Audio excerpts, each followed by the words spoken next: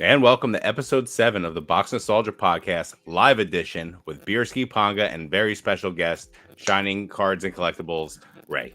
How's everyone going, guys? What's Doing going well. on, What's going on? What's Beerski? up? How you Oh, you doing? don't say hi to me? Good, You man. don't say hi to Living me? life. Oh, hi, PoNGa. I said, what's going on, everyone? No, Ray Oh, didn't. Ray.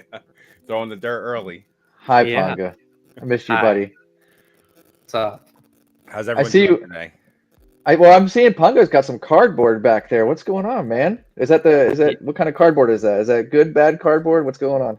No, just closed on a home, so just been moving the past couple days. So it's been a very, very, very hectic Congratulations. past 10 days. Yeah, thank you. I was in Vegas, came back from Vegas for a day, and then closed on this house, and then moved in like the past 4 days. So just got out of the old house.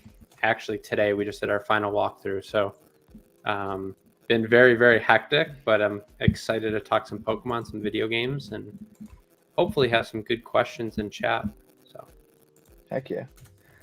Oh boy, hold on, Beerski, dude. I You saw see what who's in chat? You see who's Yeah, in chat? I- Bro? What's going on, Wender? Nice seeing you in here. First in chat.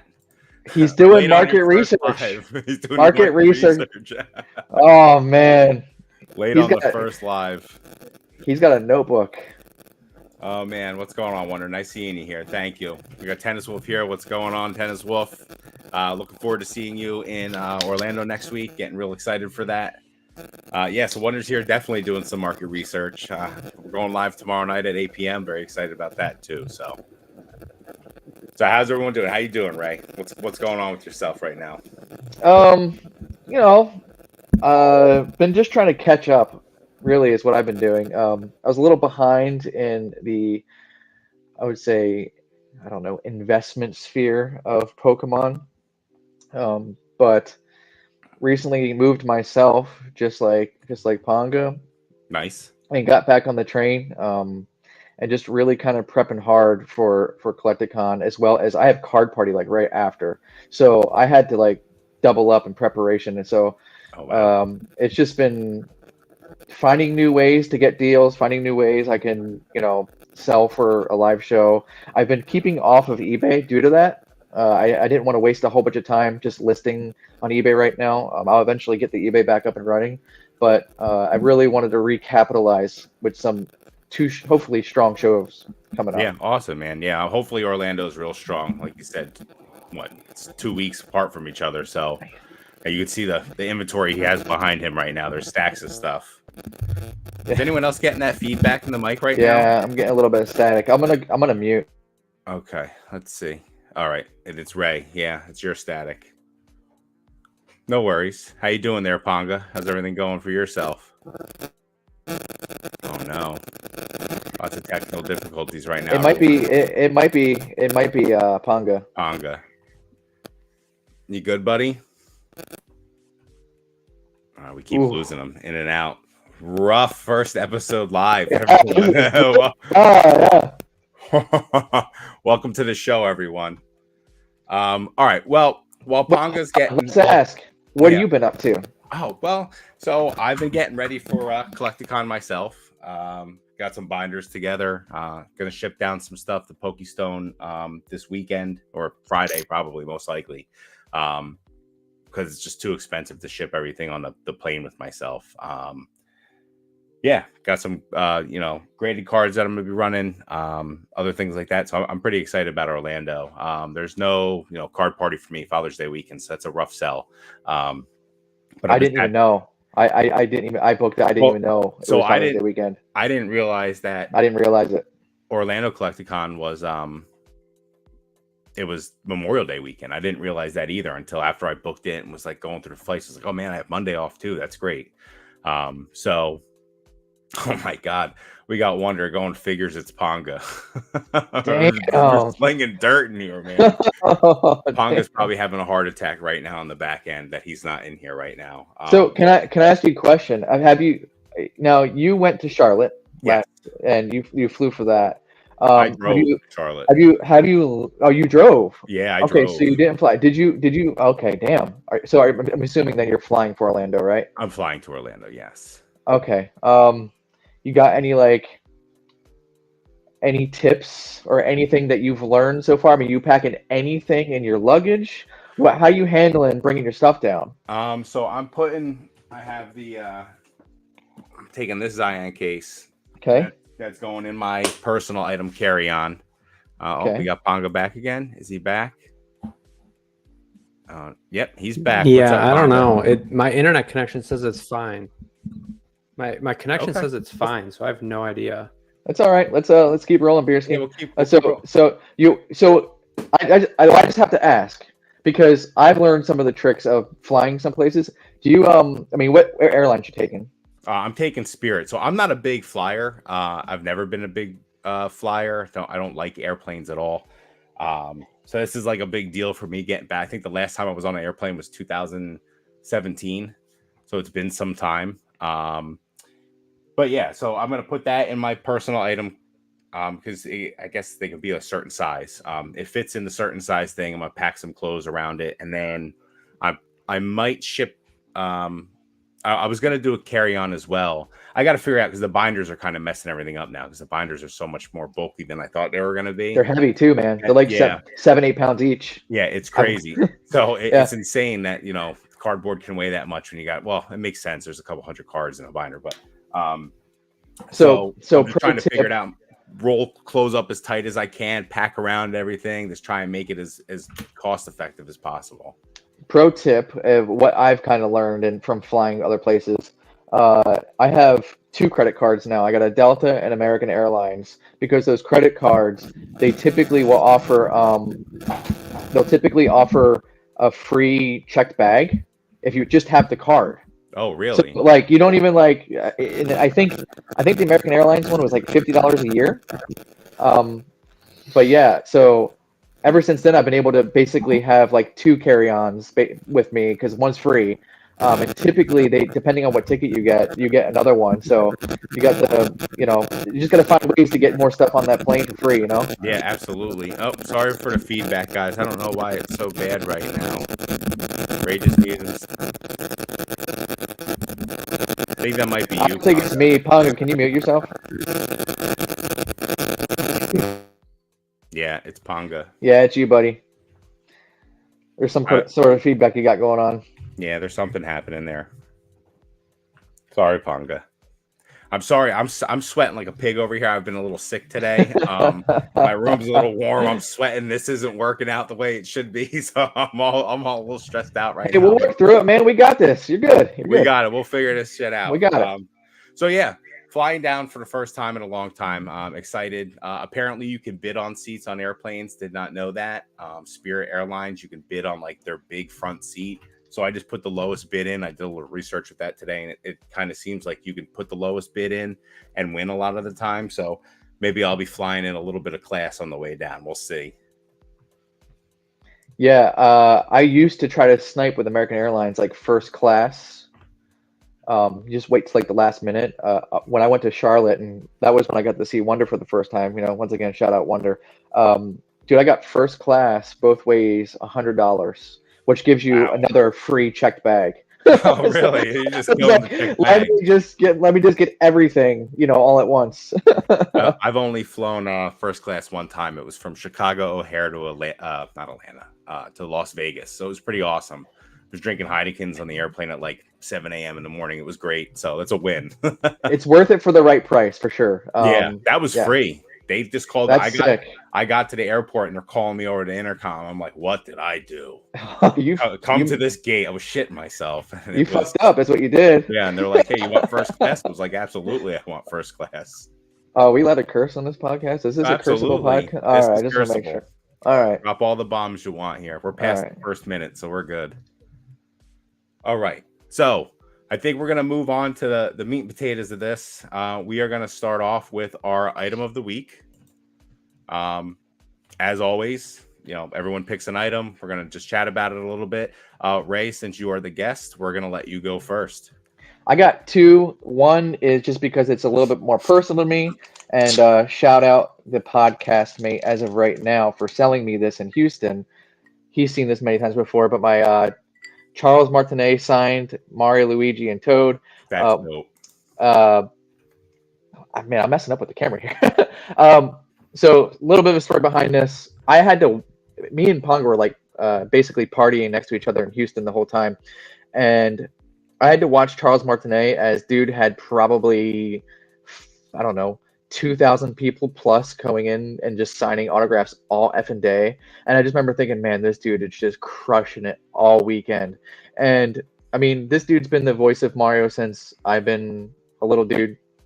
And when I walked up, he instantly just got into character and just talked to me the whole time as Mario and Luigi as he was signing.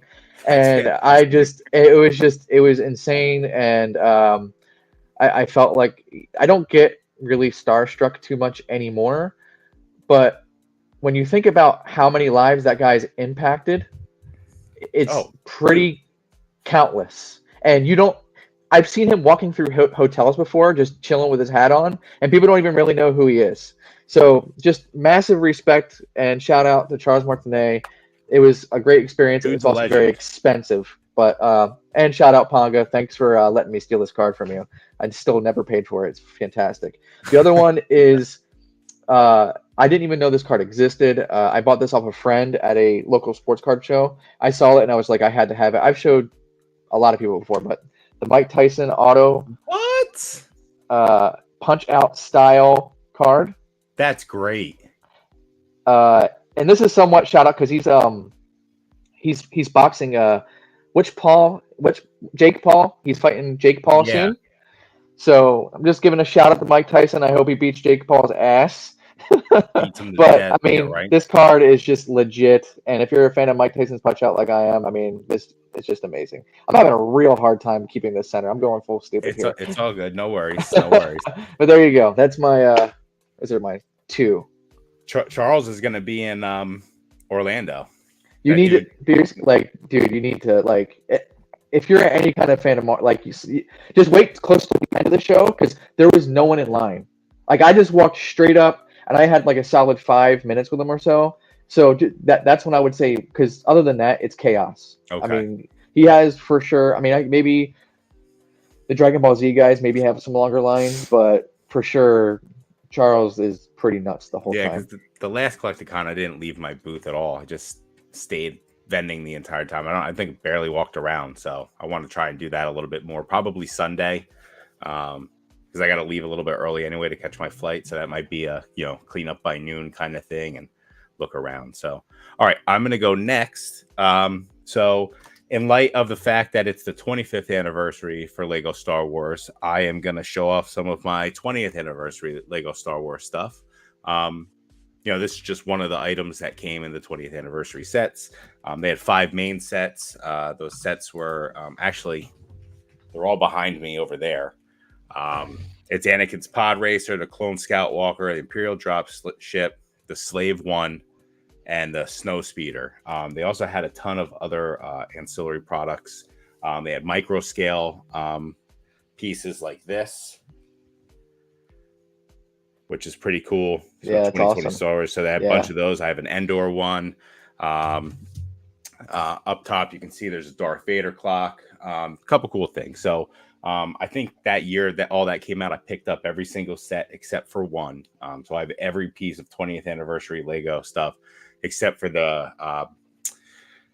it's the staff only candy cane X-Wing, which is pretty wild. But at the time it was like $300 something when I was getting into it all. And it's a very small set. So to spend that much on that then was too much for me. But it's just, another 5 years has passed and Lego Star Wars is still kicking along, and I love Lego a lot, so it's good being able to talk about it. And that's my item. You plan on throwing any of those like red lights behind you? Go like evil Beerski, like what Dan does, or what? I mean, I could go evil Beerski every once in a while. I don't know. I try not to be evil Beerski. Happy Beerski. I mean, but every once in a while you gotta let some evil Beerski out though. PoNGa's heard and seen evil Beerski on Halo. It's come out a couple of times. So, and are you still getting feedback? No, it's cleaner now. You're good. Okay.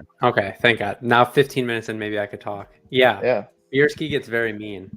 Can we welcome Beerski or welcome PoNGa to the show now? Welcome PoNGa to our Welcome podcast, PoNGa to the the Fox podcast. Nostalgia podcast. Listen, he just moved. Everyone's gonna work. It's gonna take a while to work some kinks out. I know PoNGa's Yeah, I having a need heart attack to. right now. So my speeds in this room, it's like across the house for my router, but the speeds in this room are perfectly fine. And I think I have a problem when I share my screen with you for the tier list. So we'll try to figure that out as well. But Okay. yeah, Okay. Ray, I just wanted to respond to your because, like you said, you never paid me for that card. So when you said you bought it from, Oh man, he's talking trash and he's cutting out. Oh no.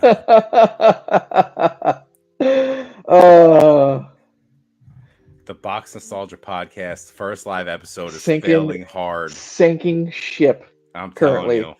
I mean, PoNGa. are you looking for a new podcast mate by any chance? I think you might be the podcast mate tonight, Bray. I mean, we can work a deal. Do you have any contracts with PoNGa? What do you got going on? So, there's a little thing on the side, but we don't talk about it on air. I mean, okay, let's talk about it after. Absolutely. Oh no! All right, I'm just gonna remove PoNGa for now. Maybe he's got to do a full reboot or something. All right. So I'm gonna go to chat for a little bit. We'll talk chat. Let's see. We got what's up, boys in wonder. Orlando couldn't come sooner. I absolutely agree. I wish it was here this week. I'm really chomping at the bit to get down there. I got a lot more heat this year. I'm much more happy with my inventory. I'm just excited to get down there and vend section 39. Let's go. We got front row seat to go Pokemon Go and that whole shit show that's going to be happening. So I can't wait for that. Should be fun. I don't know what to expect from that section, dude. I really don't know. So we're not far from the entrance either. We're like one row over and you just got to walk down to the stage. So I think we should be there's going to be a ton of people there, like just congregating for the shows. For sure.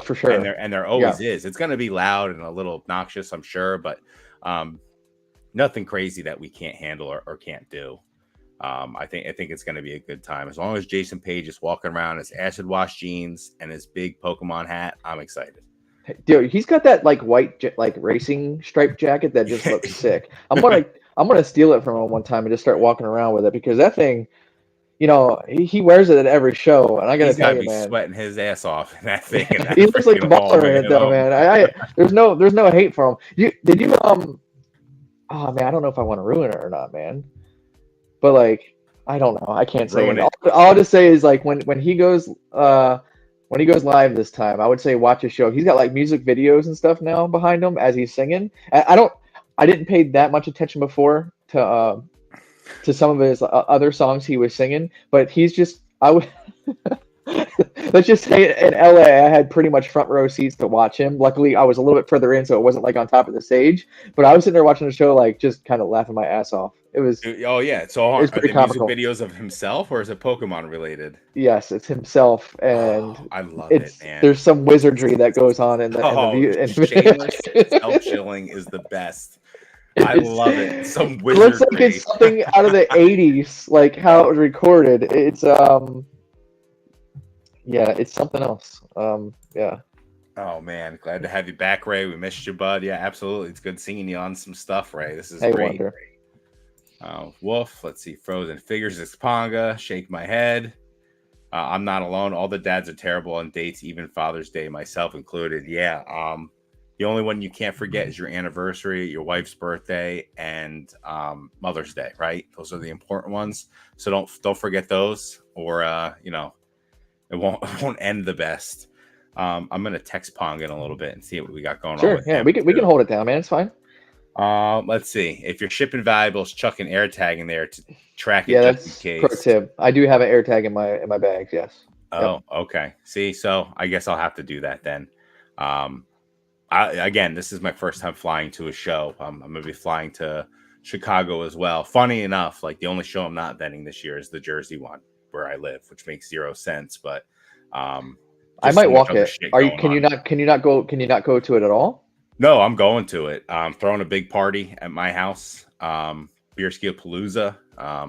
Oh wow, am I invited? Or you just Yeah, gonna absolutely, not you're be- invited. Wow. Okay. Thanks. You're Thanks for letting me know. 100%. You're invited. Everyone that Is Professor. this a feel bad because I'm on a live invite right now? Like, oh No, shit, it's I should not. have said It's like it. it's one of those like new phone who dis. Like Yeah.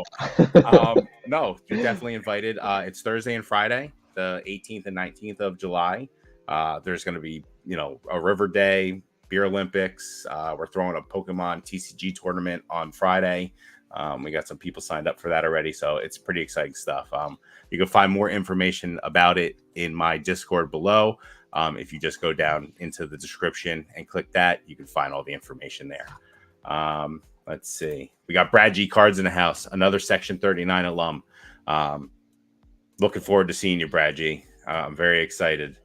Yeah, Brad G Cards. Dan will be there. Yeah, Dan's only coming for Saturday or Sunday, though. For Sunday, just a small amount. He's got to go hit all the Disney stuff. Yeah. You doing Universal? I'm doing Harry Potter World.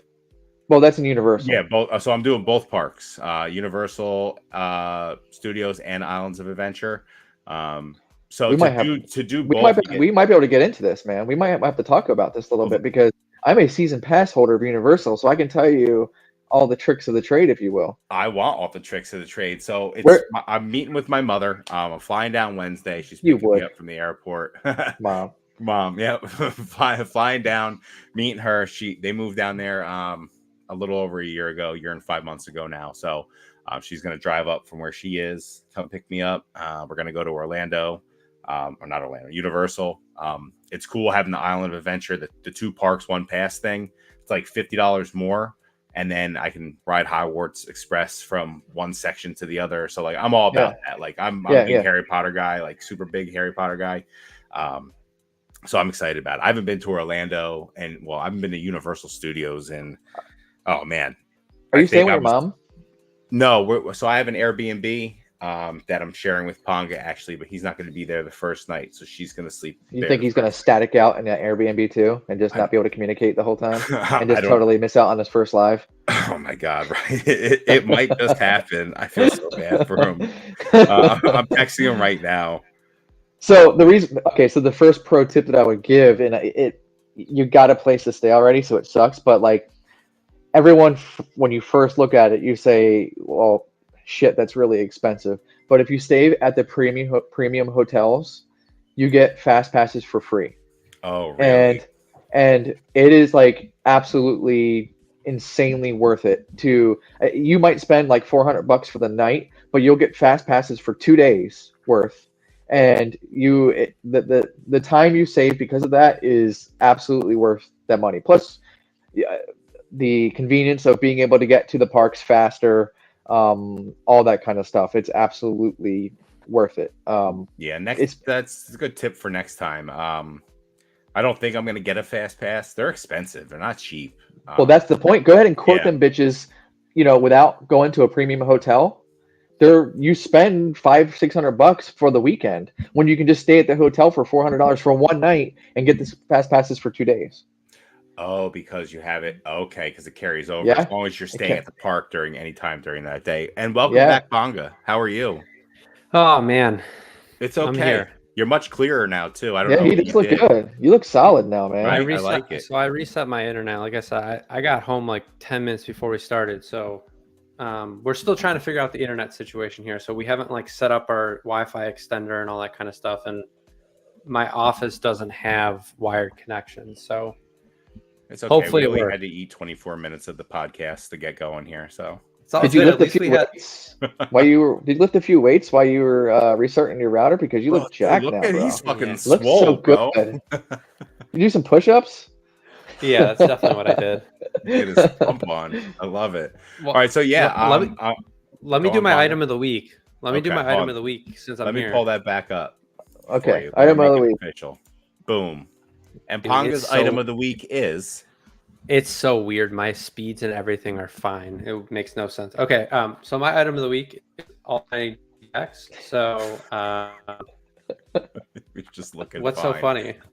No, you just started like you started breaking up as soon as you raised up the box. Go ahead. You're good now.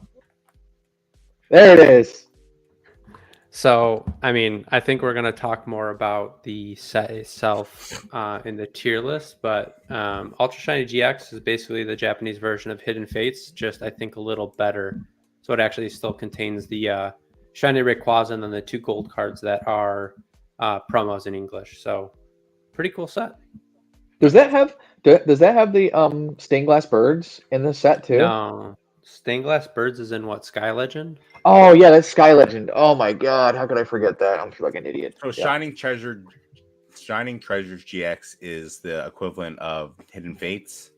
Ultra Shiny. Ultra Shiny Ultra GX. Shiny GX. Yeah. Okay.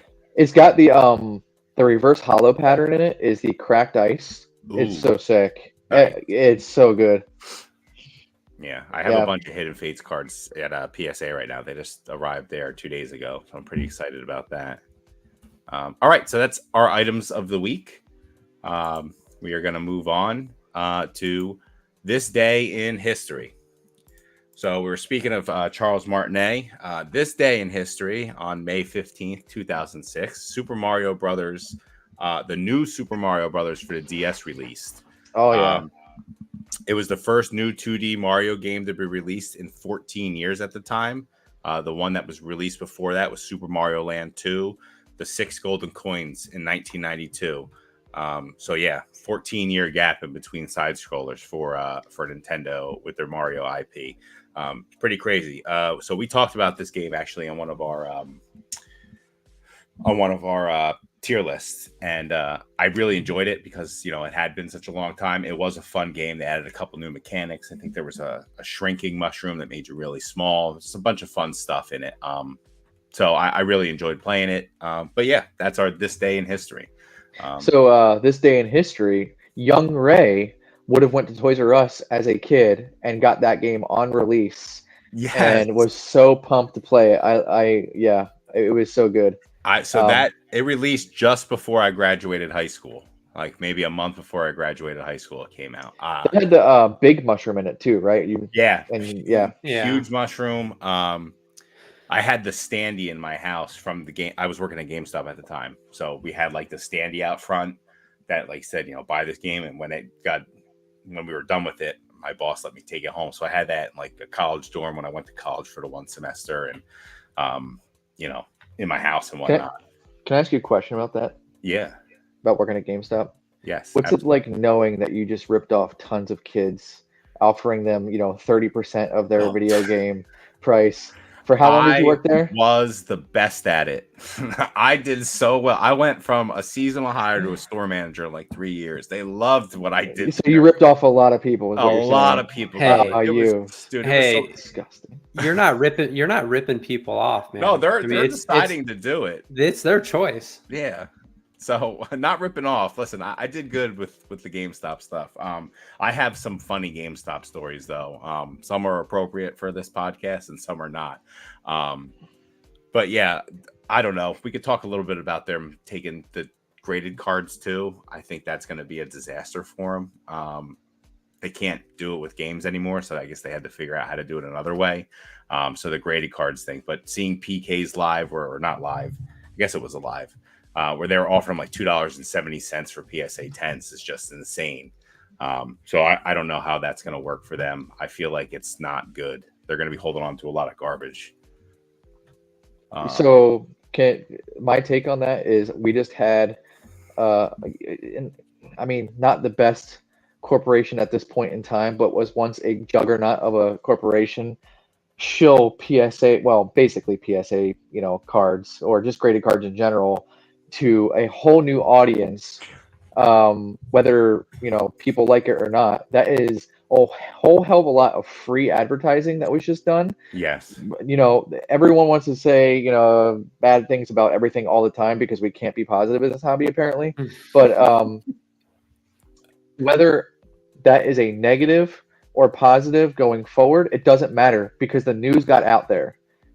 And GameStop has the ability to get news to a whole lot of people that normal people who are in trading cards don't necessarily have the ability to do. So thank you, GameStop.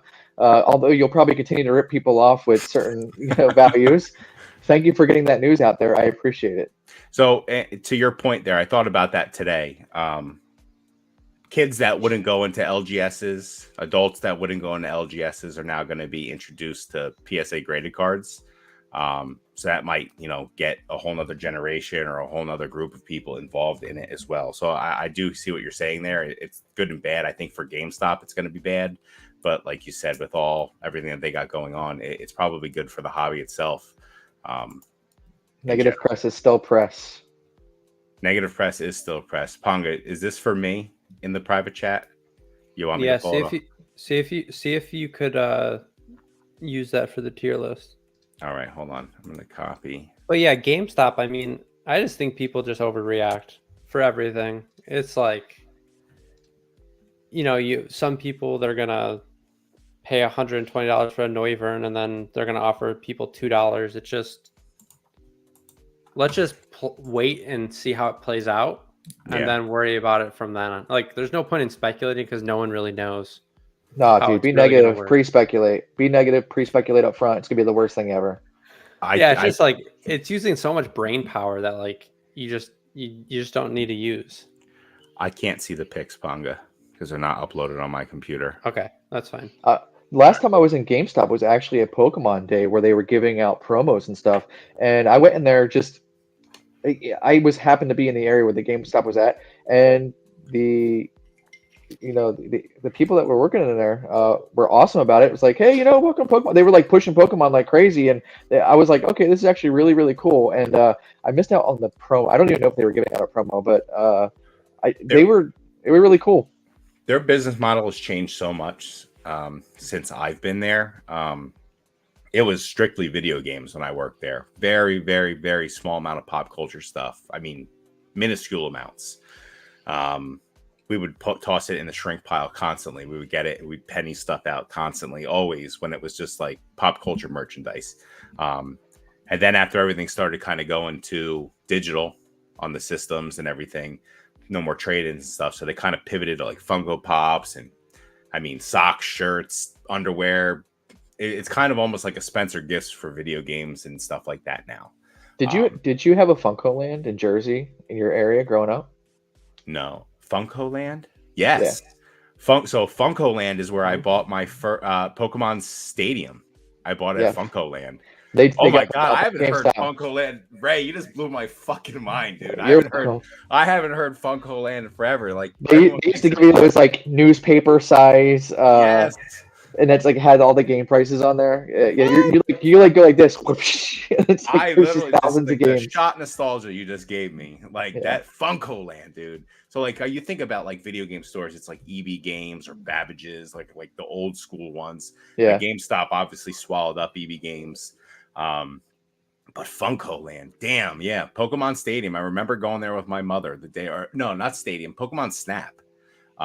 And I remember picking that game up and playing it. My mom was there, and she's like, "You bought a game to take pictures of Pokemon?" I was like, "Yeah, it's a Pokemon game. It's fucking awesome." I was like, so "You get to throw apples at Charmander and hit him in the face. He makes a funny face. You take a picture." So that was like the Northeast version of GameStop prior to GameStop. Were you in Chicago at that time, PoNGa? Like when you were young, PoNGa? What would be the equivalent of Funko Land at that point? But did you guys have a different Ted's Games or something? I mean, honestly, when I was younger, I think it was mostly like GameStop type stores, like the main branches. I don't remember. We had like EB Games, like you mentioned. Yeah. Oh, Toys R Us obviously was a big one for games, but yeah, I don't remember like any. I don't even know what Funko Land is, but you're missing out, dude. Yeah, I mean that's. I guess I was boring. I just bought my games at like Toys R Us mostly. But so even buying games at Toys R Us, like OG Toys R Us, you have to go pick the paper slip out of the plastic holder and bring it up to the counter. Like, people don't know that shit anymore. Those are the days. Those were the days. And like you would hope, like you would go over, like, please be a slip, please be a slip. Some of them didn't have slips, you couldn't get them. So like it was awesome.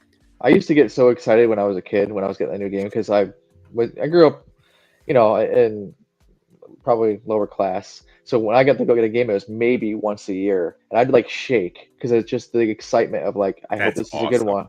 Just remember, like, here we go. Like this is my one game this year. So yeah. It better be a banger, and I better enjoy playing it every day. That's awesome, dude. All right. Yeah, So but back oh, then, like no games were bad, right? Like it's just like every game you played was like probably because of what Ray said, right? Like you just had a limited selection, so you just enjoyed every minute. I don't know. It's just games were just the best. Now they suck. I think you need to play some more Nintendo games because a lot of them do suck. 8-bit Yeah. Nintendo games are. They didn't suck back then, though. That's the problem. Yeah, sure. Okay, so that's this day in history. All right, now we're going to move on to the good stuff, ladies and gentlemen. Tier list. Japanese high class and special sets. That should not say special sets. That should say concept packs. Kind of switched it up, so I'm going to fix that real quick. All right, let's try this again. Let's see how this works when I'm sharing. So, all right. Boom. All right, we're here. No, there's no more crunchies in the sound waves either, PoNGa. So that's good. The feedback was terrible before. Well, he finally stopped eating Cheetos.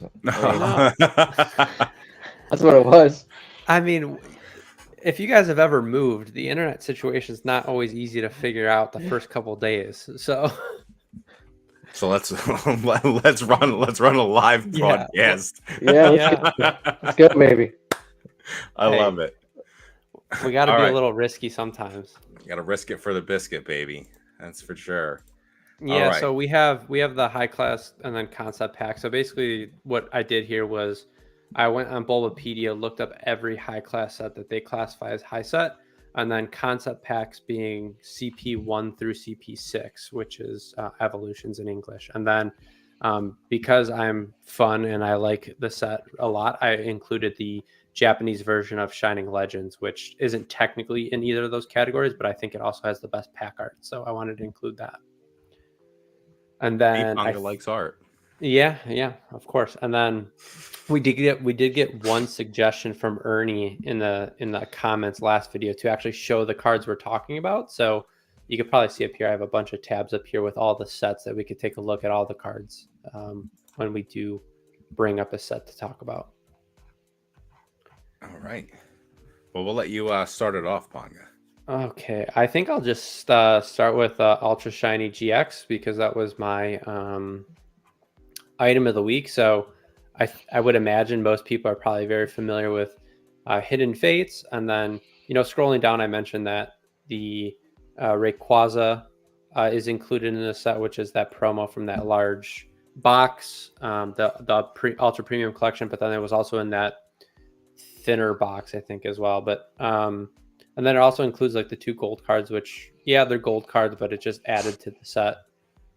I think just because it's Ultra Shiny, I think it's an easy A for me. I think it's very simple.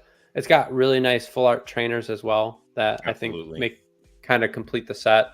And then obviously everyone knows the baby shinies and Hidden Fates are pretty good as well with like Eevee, Charmander, and all those. So don't just show the shiny vault cards. Let's scroll up and look at the regular cards too, because this set is sweet all the way through.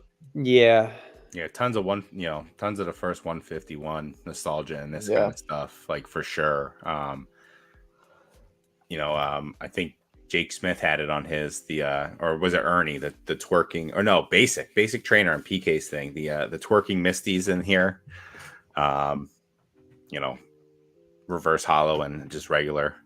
Oh, we're zooming in. So yeah, I mean, I think it's a great set. Like I said, I just picked up a master set of Hidden Fates not that long ago. I really dig the set. Charmander's fire, or not Charmander, Charizard's fire in the set. Cynthia is another great card. I have that at PSA right now. Values on these cards are pretty high as well. So I don't know. I definitely like this set as well. I'm also willing to go A on this set. I think it's very solid, very strong set. It's got all the evolutions, Greninja. I mean, just the list goes on and on with them. Fire. Yeah, this is definitely an easy A. And also, strangely enough, for the English side, Hidden Fates, I mean, it's not quite a Team Rocket set, but the English version is about as close as we have gotten to a Team Rocket actual set than we've had since Team Rocket returns, right? Because you got the Giovanni, the oh my god, Beerski and James. So it's unfortunate it's not in this set, but it's clearly an easy A. But yeah, awesome set. That Metagross is an awesome card. It's a promo in English as well, yep, right? and it's expensive too. It's $100 plus PSA 10. It's great. So I also have that at PSA as well right now in English.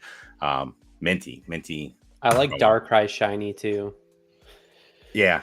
I mean, they're all. I think they're all. The Guzzle Lord is awesome too. I think they're all done very well. So that's an easy A across the board. Now I know people are upset that we don't do a lot of S tier stuff. So maybe a few of those will. No, you don't do a lot of S tier stuff. I have S tiers every single episode. You just do not. We're one and the same, PoNGa. We're together. Well, can I just say in this case, this would be considered pretty close to S tier for me.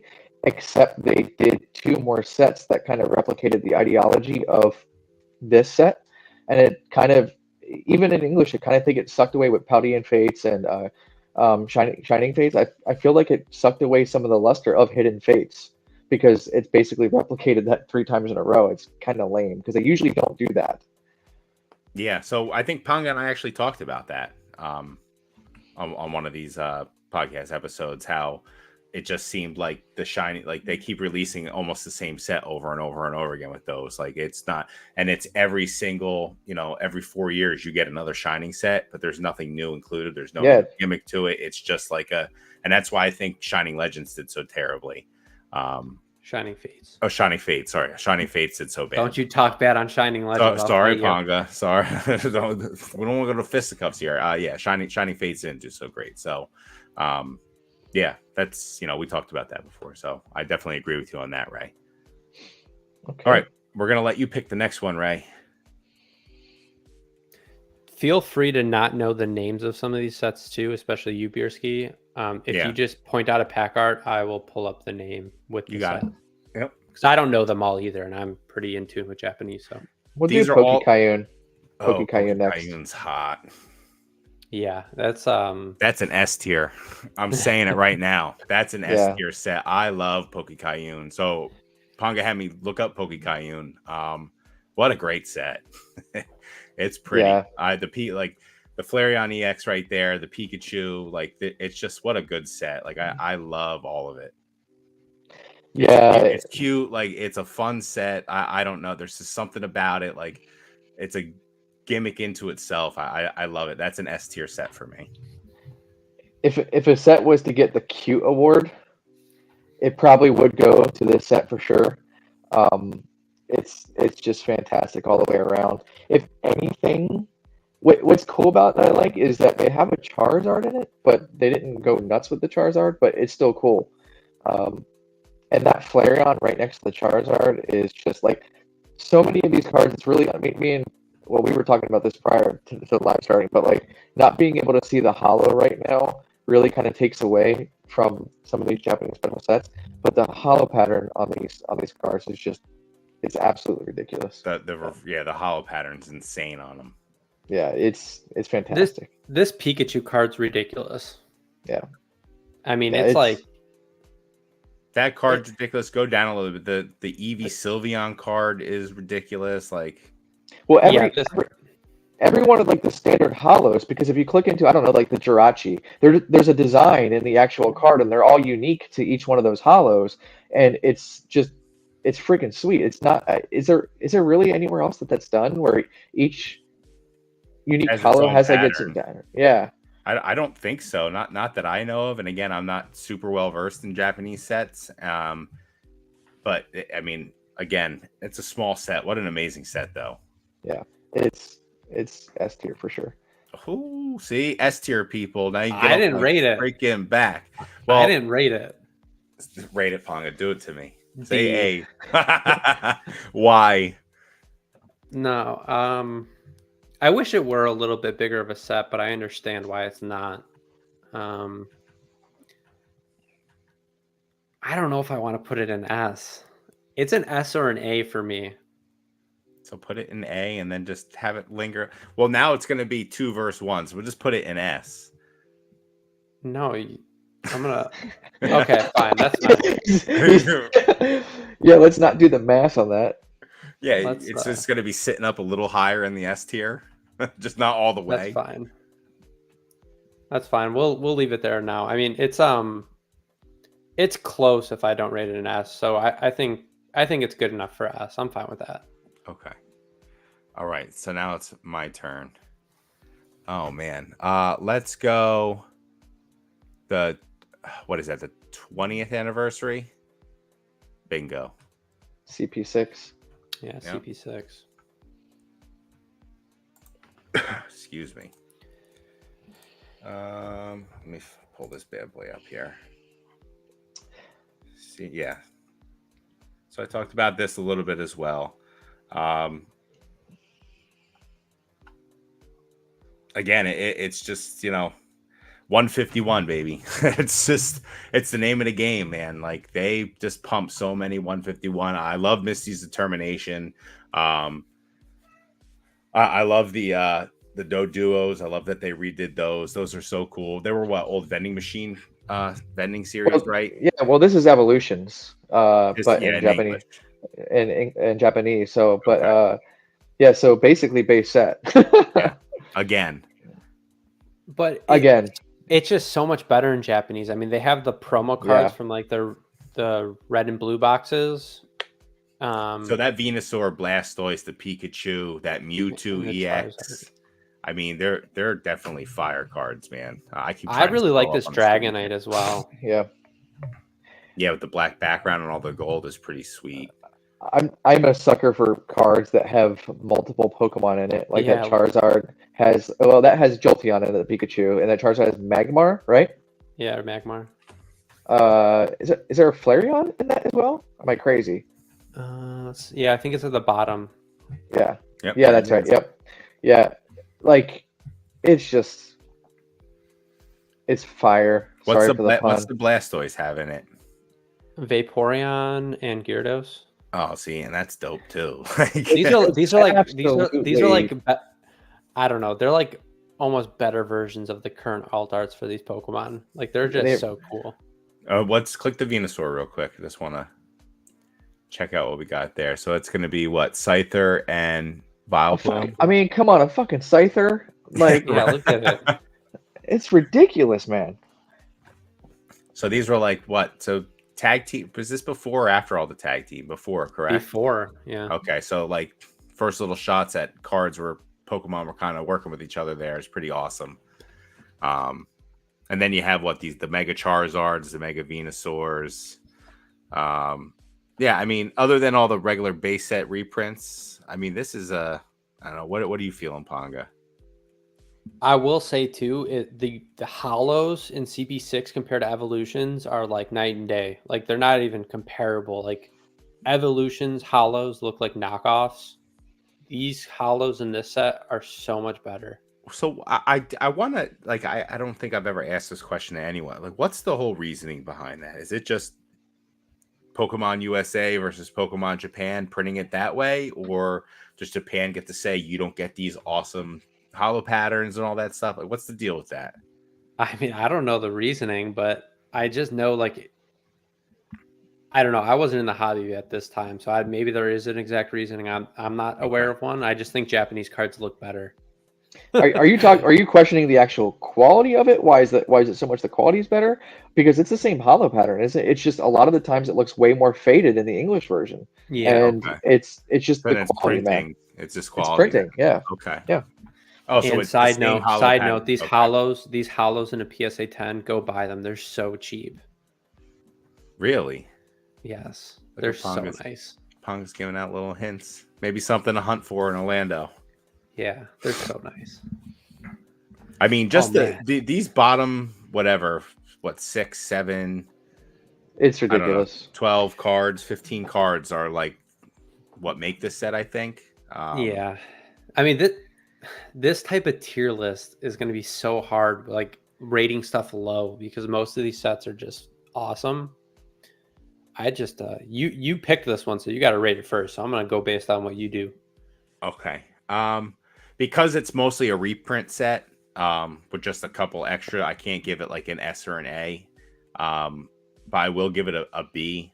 Just because of some of the heavy hitters have it. Again, it's mostly reprint set, so that's kind of hard to swallow, especially because it's base set again. There's 8 other generations they can choose from at this point. Let's reprint some other things, but yeah, I'll give it a solid B, A leaning, but I can't, considering it's all reprint. Yeah. God, I just love the Pikachu, Blastoise, Venusaur, and Charizard so much. They're like some of the best looking cards, I think. I think I have to put it in A. Okay. Yeah. As someone who's consistently said I used to ride my bike to shops and open base set packs, I really don't give a crap to open evolutions. CP6 is a very big exception to that, just due to the secret rares of the big 3 in it that are just next level type cards, and it's an A for sure. All right. Floating on S, but it's A because of the reprints. Nice. And yeah, I mean, I wouldn't expect a lot of lower, grades here. These are all high class sets. Like, these are the best of the best that Japan's pumping out. Like, once a year, sometimes twice a year. I don't know. So, there's one that we'll get to that's probably a Y tier, but we'll get there. All right, PoNGa, it's you. All right, I'm gonna pick probably the best set ever printed. Tag All-Stars, so Tag Team GX All-Stars. Man, not only does this set have like all the regular Tag Team GXs like Pikachu, Zekrom that we are so familiar with, but then if we scroll all the way down, it's a pretty large set. I mean, you have all these amazing tag teams. The Darkrai, Umbreon, which is a promo in English. Same with the Espeon Deoxys is in the set. That's one of the best cards ever. Is the Espeon Deoxys. I mean, it's just like let's just add them all into the same set. That's what this set is like all the good cards in English that were promos or whatever. Let's just put it all in one set. Oh yeah, and then by the way, let's have a bunch of cards that are Japanese exclusive also in the set. I mean, this is a card that is a promo in English. This is a promo in English. At Togepi, Cleffa, and Igglybuff. Yeah, this card is... I love that card. With all the Pokeballs behind it. It's crazy. So I graded one of those in a 10 last year. Sold it right before everything went crazy, of course. I can't time the market to save my life. But what a beautiful card. Yeah, I mean, the... just the full arts too, like the Deoxys and Espeon, like the purple background look good. This is an English promo that I love this card. I think it's awesome. And then look, I mean, yeah, Lorelei and Misty. Yeah, if you like waifus, like Sightseer, Misty, Lorelei, like Green's Exploration. It's got the Red's Challenge, Blue Tactics, and then it's, for whatever reason, these rainbows look really good in Japanese. You could actually kind of, at a distance, tell what the Pokemon is. I think a lot of the English rainbows kind of all blend together. I have actually pulled this Eevee. It's a beautiful card in person. And then we have these gold cards that are just so unique. I know we've gotten a few of them in English now as promos, but it's just like, it's got the best, it's got something for everyone, right? Like the gold cards, the rainbows, it's got the full art trainers that are awesome, and then it's got the tag teams that are just amazing as well. So I don't know how you could not rate this an S, but it is definitely S tier for me. What do you think, Ray? This set, I believe, is also the last set to feature cards that were only released in Japan. And I wish we had the list in front of us so we can tell the audience to give them a little bit of a pro tip, because I don't see how the value of those cards stay stagnant with where they were released, because, it's only in Japan. I know Misty and Lorelei is definitely one. You can only get it in this, in this box. Was Sightseer the other one? I'm trying to figure out what's Japanese exclusive right now on Bulbapedia. Yeah, I mean, these were like never released as promos. Like literally only you can get them in this box. This set is S tier. This set is just, it's fantastic. it's really hard to even say more than what PoNGa said. It's kind of unfair, actually, with how much was actually put into it. If anything, you can say they may have put too much into it because then it kind of lowers the value of your hits. Like I think it was Larry that said in the chat, until you pull everything's fun and games until you pull a wishy-washy full art. But like, I mean, yeah, that's great. it's really, there's not much more to say. Even just the base tag teams that are in it, it's just all the way through completely unfair, amazing set. They sold a lot of collection boxes in English based off of this set alone, because the amount of promos that they dumped out of this thing is ridiculous. So many promos. I've owned a few of those. What was it? Espeon and the Umbreon. boxes. Yeah, the Espeon Deoxys and the Darkrai and Umbreon promos in English. Yeah, you can just stick it in S tier. It's an S tier set.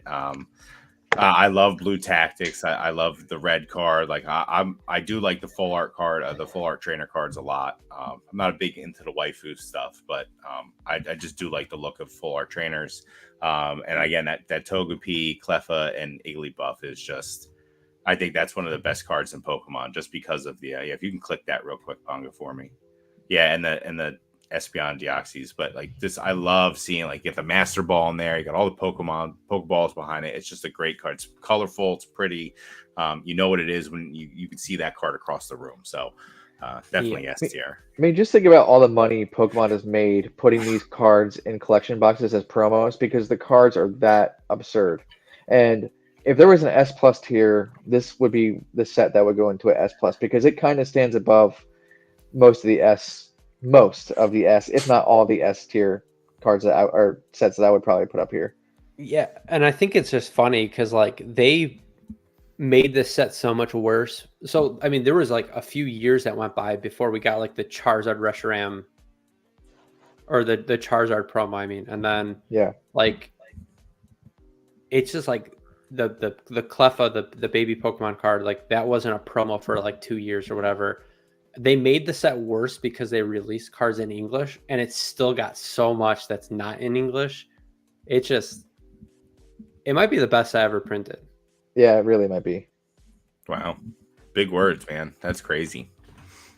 Pretty set. All right, Ray, your pick.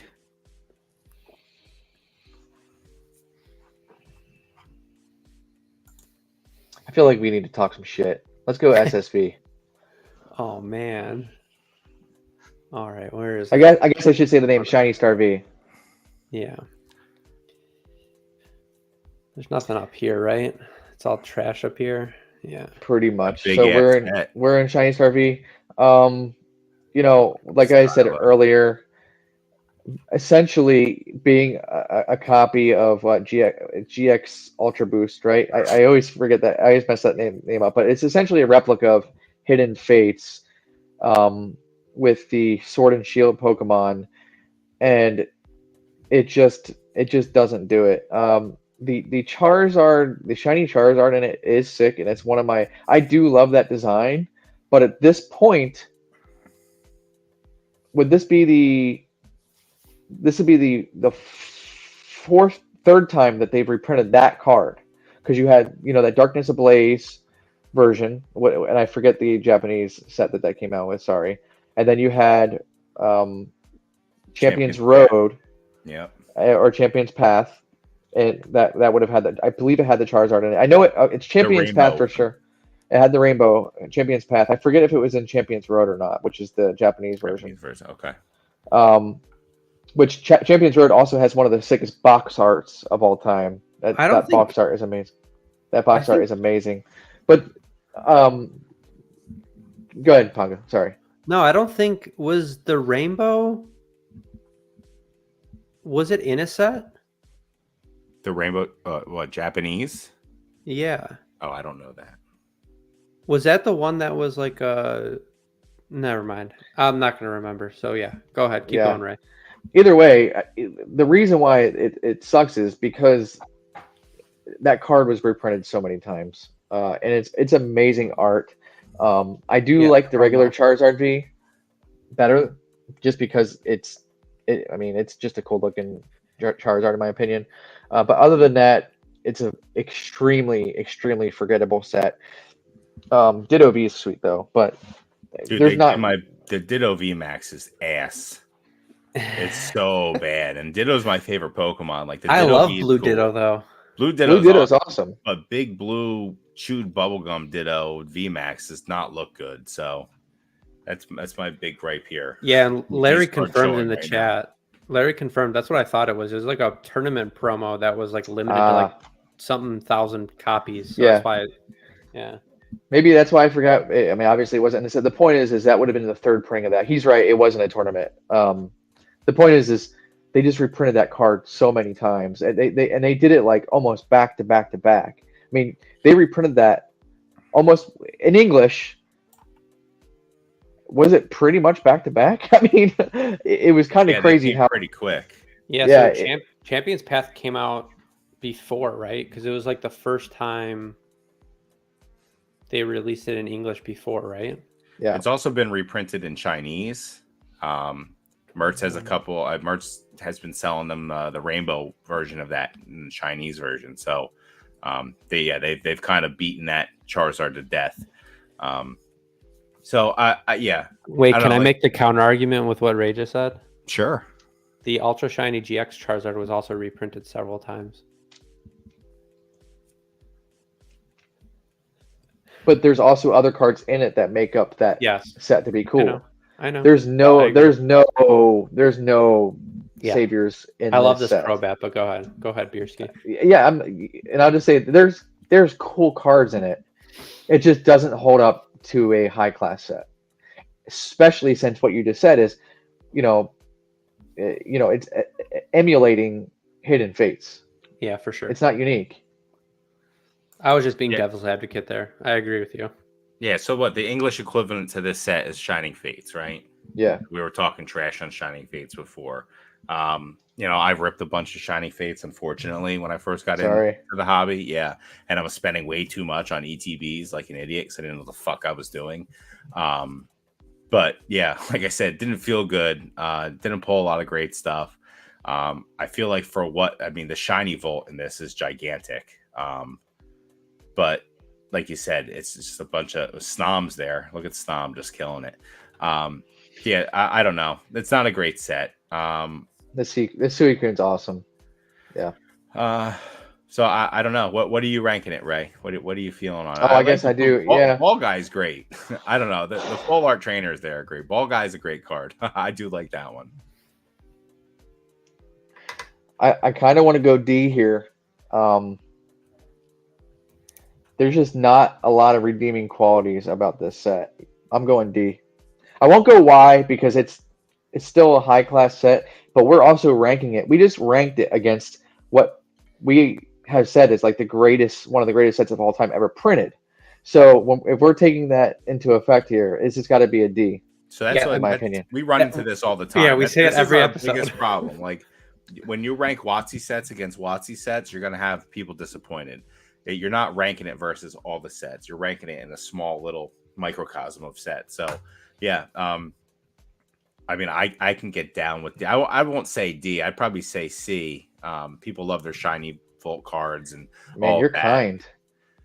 I don't hear that often on here. People are like, he doesn't say S tier. Yeah, I think I'm with Beerski. I think it's a C. I don't know. It was a few episodes ago, but one of my hot takes was sets like Shining Fates are kind of like too hated on. They're underrated.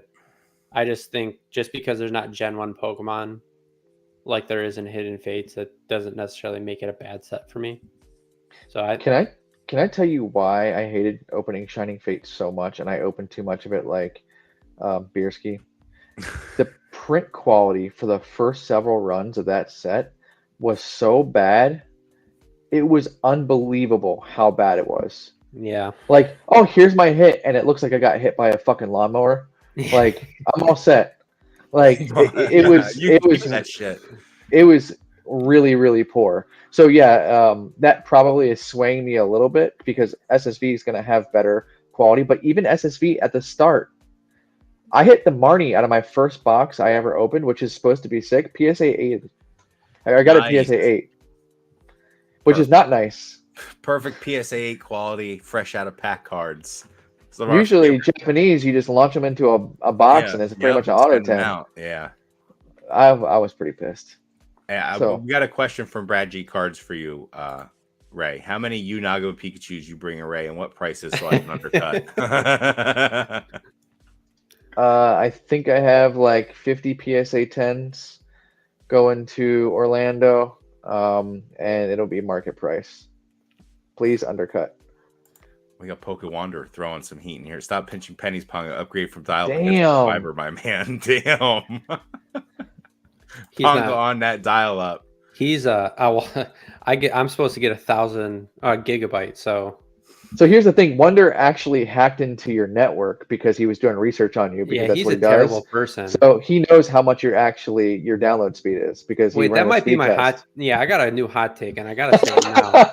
These people that get talked up so much in the hobby, I think those people are the real scammers and bad people. How about that? Oh shit, Brad G. Jason Page looking like Zordon from Power Rangers in those videos. Yo, I cannot freaking wait, man. I cannot wait for that shit. Yes, you can. Oh my god, we're gonna be right there. I might stop vending and go get in the crowd and just jump around like an asshole for 15 crowd surf minutes. to some Jason That's Page it. rock. Woo! I love it. That's the worst part of every Collecticon. Let's go Pokemon goes. Go Pokemon Go. Come on, man. You gotta get it right. Let's do the best of XY next. Oh man. All right. This one you're gonna be reaching some of my knowledge limits here. I gotta look at some of these cards. Yeah, so I think a lot of them are like the normal EXs and megas. See some and then Steam Siege cards in there. Yeah. This card's fire. That Jolteon's sick to the left. Yeah. That Raikou looks like the amazing rare one. The EVs are looking like looks like there are a lot of emulated like prime type cards in this, huh? They look like primes. I mean, a little bit, but it's just basically the best cards in XY, right? Yeah. Mewtwo, SP. Now, is that best cards in XYs and playability, or like, why is it the best of? I don't know. That's a great question. Oh man. Click on it. Oh, Lugia, baby. Yeah, if you see anything good, pull it up. That's hot. That's a good Lugia. It's a great Lugia. Too bad that's the only card you've clicked on so far. So I'm seeing a lot of Steam Siege cards in here, so it's telling you something. It sure is. This is a lackluster set. I mean, it's just a bunch of reprinted cards, right? Like I have this card in a PSA 10 from the actual set, not the best. That's a good Rayquaza. Yeah. So it's just a lot of reprinted cards, I think. Yeah. Okay. And then these, which were in the that like what's that box called in English? Like XY premium whatever with the X 8 power collection or something. Yeah. So that's a lot of these cards, like all of these basically. The Hex Maniac's a cool card, 181. I like that one. But I'm gonna say right now, like these cards are fire. Yeah, that's a good one. This one's fire too. Oh, the Yveltal. I don't know. I'm gonna say this. Why did they make this set? Why is this set? This is going in the wide tier for me, fellas. Like I didn't even know that this set is so lackluster. I don't know. I think Hex Maniac is my favorite card. Why? Why is this a thing? Yeah, I don't know what I'm gonna rank yet. So you go ahead, Ray. This one's this one's pretty tough. But look at that sweet double dragon energy, dude. Come on. Come on. Let's not focus on double dragon. Come on. I'm gonna say D because I'm gonna be a catch 'em all collectibles and fence ride here, and I'll make PoNGa go D or Y and choose between Beerski and I. So I'll say D because it's a pretty horrible set. Oh, he's definitely gonna pick you. But I want PoNGa to be the tiebreaker. I think I'm gonna go C. Whoa. What? I don't think it's that bad. You just said it was all reprints and you like only 2 cards out of it. I didn't say I only like 2 cards. You only picked 3 cards. Okay, well, I'm not going to highlight every card. I mean, the Karen's a nice card. Sean is a nice card. I know N was big back in the day. Jolteon's a pretty nice card. These 2 cards down here are Okay. crazy. And then it's got like the I'm not the biggest fan of megas, but Man, Larry is pissed in the chat right now. He's pissed. He's heated. He's throwing shit across the chat room. He goes, I'm mad. He's mad. He's stomping. No, see, that's why Shaman's so good in this set. Hex Maniac. So I'm agreeing with him, right? Like, I don't think it's worse than Shiny Star V. Oh, so we're basing it off values now. Is that what we're doing here, Larry? Is that what this is about? This is worse than Shiny Star V. So wait, that's why I agree with him. I think it's on par with Shiny Star V. Tag Team GX's reprints, LOL. So no, it's not though. The main set's reprints, right? Like I said D because in my opinion, with Shiny Star V, I would rather hit one of the 2 Charizards if I'm opening like a pack. Whereas in here, I would rather have the 2 Charizards from Shiny Star V than anything in here, in terms of like the secret hits. No, I agree with Larry a little bit that it's not worse than Shiny Star V. For me, it's on par with Shiny Star V. Welcome, Luke. What even are these sets? I can't read any of the cards. No, that was my hot take. I gotta say it now. That's the dumbest thing I've ever heard people say ever. Period. Shout out Nostalgianomics. Yeah. Oh, First of all, I bet you the people that say that, like, I like to read my cards. Like, I would love to just pull up a bunch of random cards that probably they have in their background and just ask them what the attacks are, because they would not know. Probably wouldn't know. I mean, I don't read the stuff on the cards. I look at the pretty pictures and if you play the game, like, I understand, but like some of the cards we're pointing out are like, you're not playing with these cards. Like, number one mod in the game, Drew's here. What's going on, Drew? I also want to point out I really don't like break cards, so I'm all set on break cards, which is another reason why this is going to D. All right, so it just goes right to D. There's just a lot of Pokemon that I dislike that are highlighted in this set, so I'm happy with my D. I'll make it ranking. even small for you. Thank you. Well, no, you said C. Oh, I guess that would be the middle. Yeah, it's the center ground. Sorry, Larry. I'm agreeing with you, Larry. My it's C for me. I suck when I see you in a week. No, another 39 alum. All right. Is it my turn to choose? I think it's PoNGa's turn. Yeah. Is it PoNGa's turn? You should just do EX break so he can give it a Y. I don't like break cards. EX break. Should I pick maybe the worst set ever printed? So, GX Battle Boost. What does it even have? GX cards, no one cares about any of these. These, for whatever reason, this website doesn't have these cards, but like, let's be honest. They're not good. They're not good. No one cares about Ultra Beasts. Like, Ultra Beasts are stupid. Another hot take. Ultra Beasts are the worst thing that's ever happened to Pokemon. It's got the Lily in it. It's got the Lily. That's it, really, for me. Like, Lusamine, like, that's a pretty cool card, but I'm not a big full art trainer person. So to me, it's a Y tier. This is I'll be quick so we can just move the frig on from this shit. It's Y. This is a pretty bad set. Other than the Lily, it's looking like a Y tier. There wasn't much there. So there you go. We got a nice a balance here. I think we're doing pretty well so far. It's a spread. This is good. This is good. We're like an hour 15 in. We gotta start moving through this. Well, again, we had to there were some technical difficulties at the beginning. Mr. 20 minutes. That wasn't me. I don't know what you're talking about. PoNGa, But, I was sitting here sweating. I was like, why? Who this is cares? falling apart on us right No now. one First cares. live, I No, care. no, it's fine though. No one. We was held it keeping- together, bro. We're good We to go. did. We Oh, got our definitely boy held it back. together. You guys are good. 100%.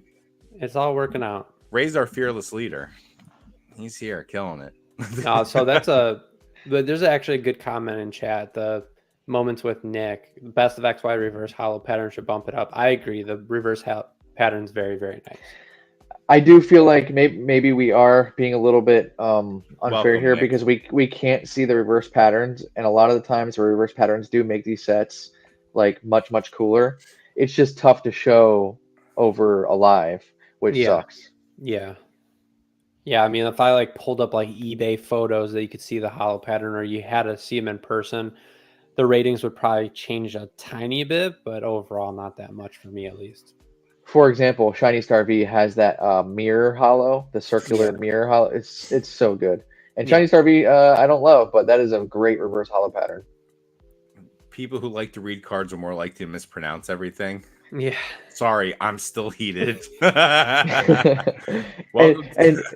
And people who mispronounce card are more likely to call all of their systems Nintendo, like a mom. Yeah. Pokemans. Pokemon. Yes. You got those Pokemans. All right. Right. I So think it's beer. Is it Beerski, right? Let's do EX break. So this is this set, right? Yeah, premium champion pack.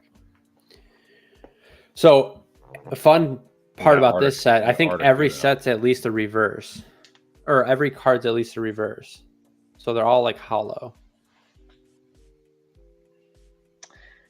Oh boy, I see him. I see him.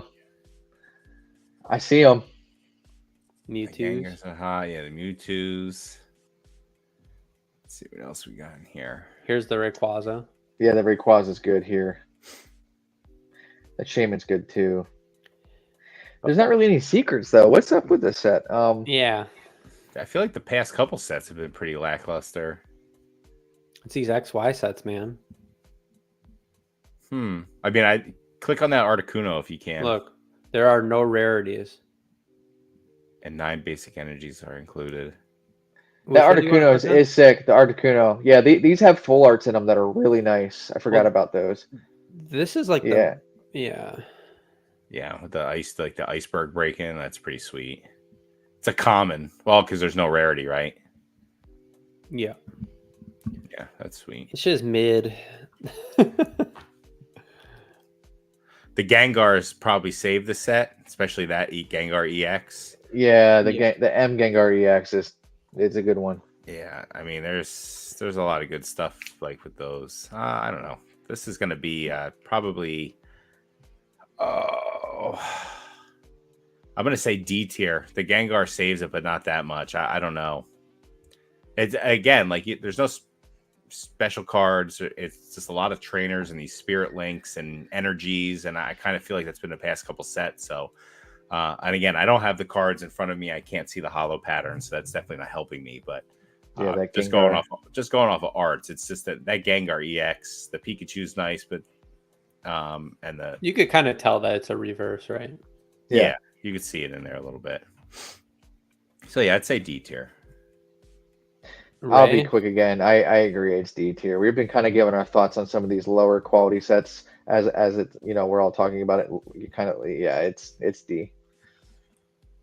I think it's cool that all the cards like have some sort of hollow pattern, or I'm not the biggest fan of like the XYEX cards, and I'm not that big of a fan of the megas. So I agree with you. I think it's D tier.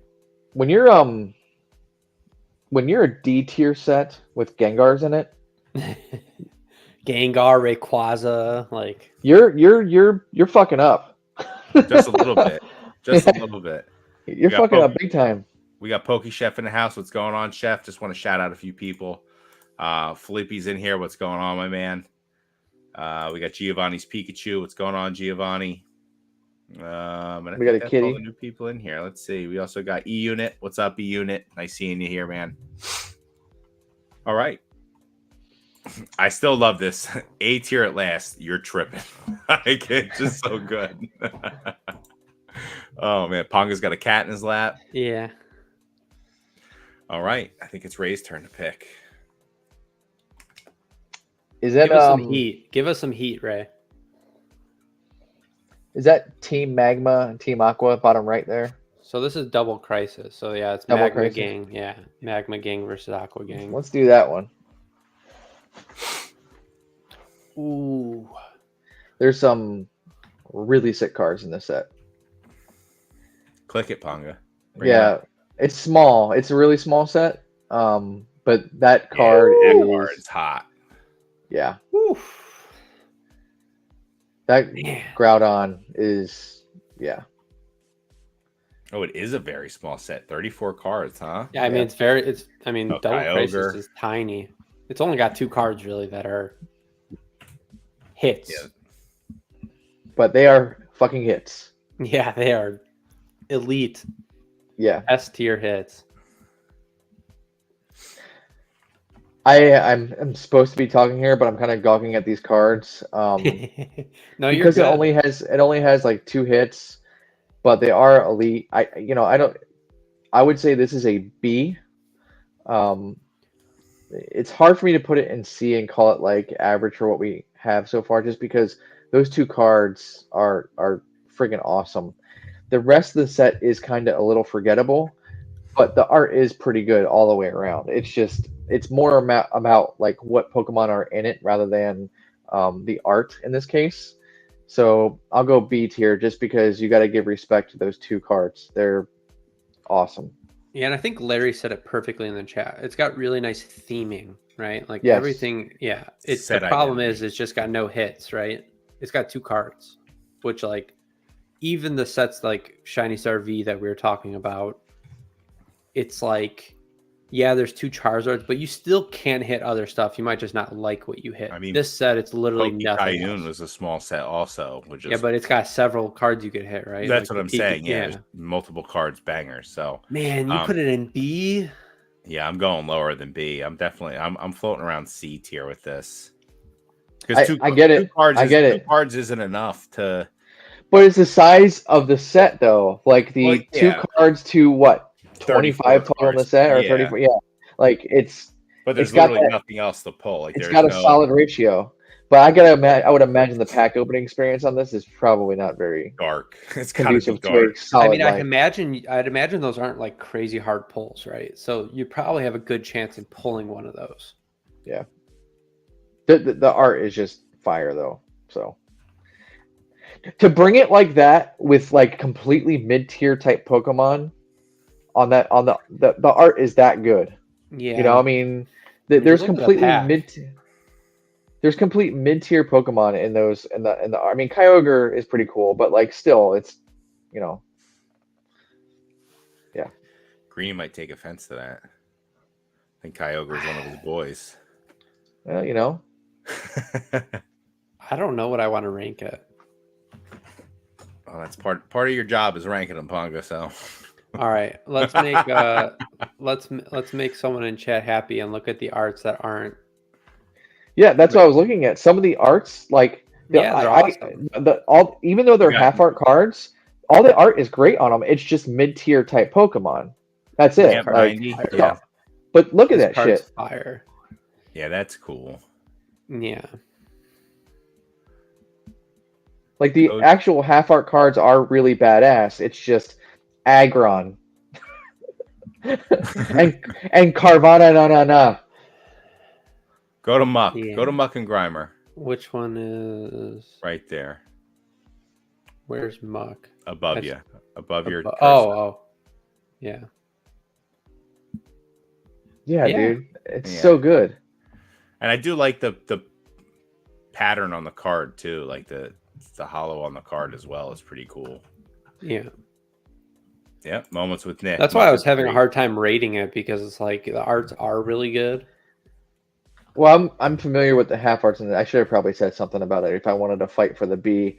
The half art is amazing. It's just we're so used to full art shiny. You I mean, we're know, spoiled now, man. art's we're extended to the back of the card, and yeah. Art's extended to the back of the card. You can see through it. It's like folding space and time. Yeah. You just see through it. Yeah.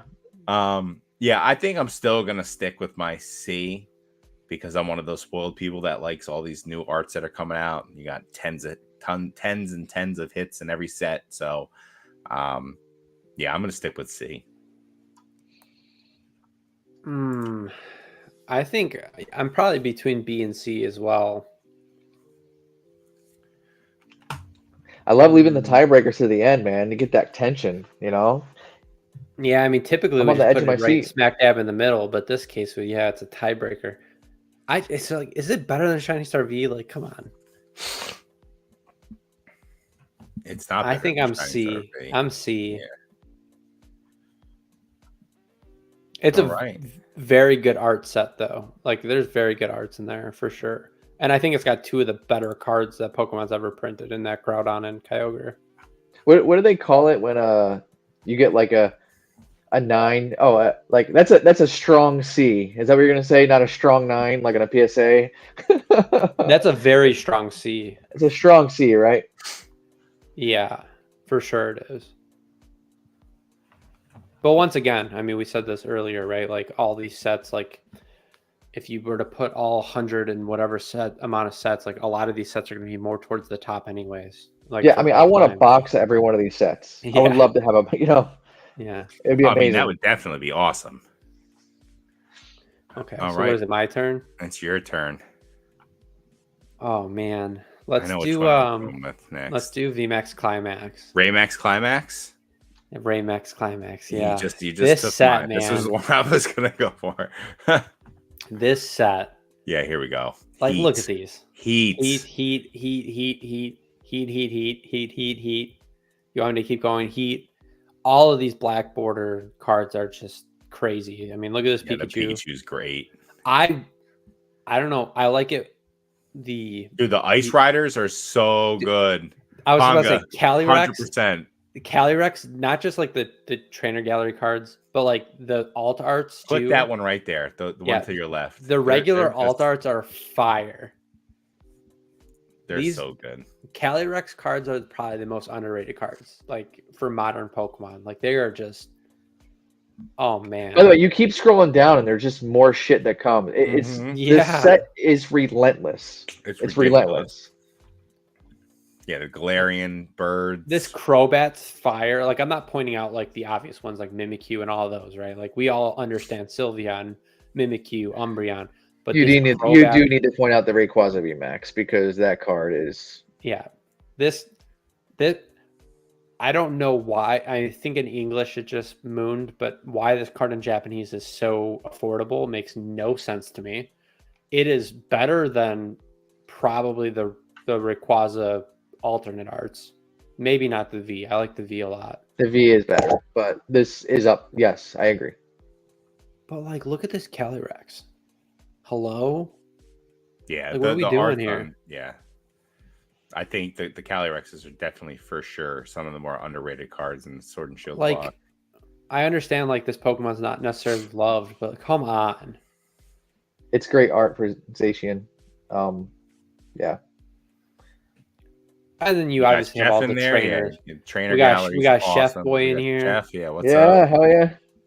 And I don't know if it's just me, but I love these cards. I love it. The Rayquaza is hot. Love it. Yeah, the Rayquaza is probably my favorite one of those. S.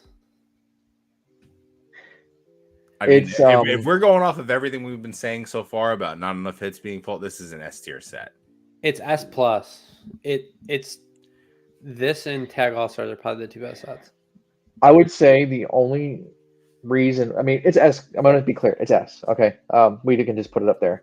But the only reason why Tag All Stars would beat it out is due to the exclusive cards that you can only get in Tag All Stars. Which is, it's sad that it doesn't really happen anymore in Japanese sets where you get those exclusives, because that is something that kind of drove that Japanese market to be different. But I mean, there's not even like really too many exclusive promos and stuff made anymore.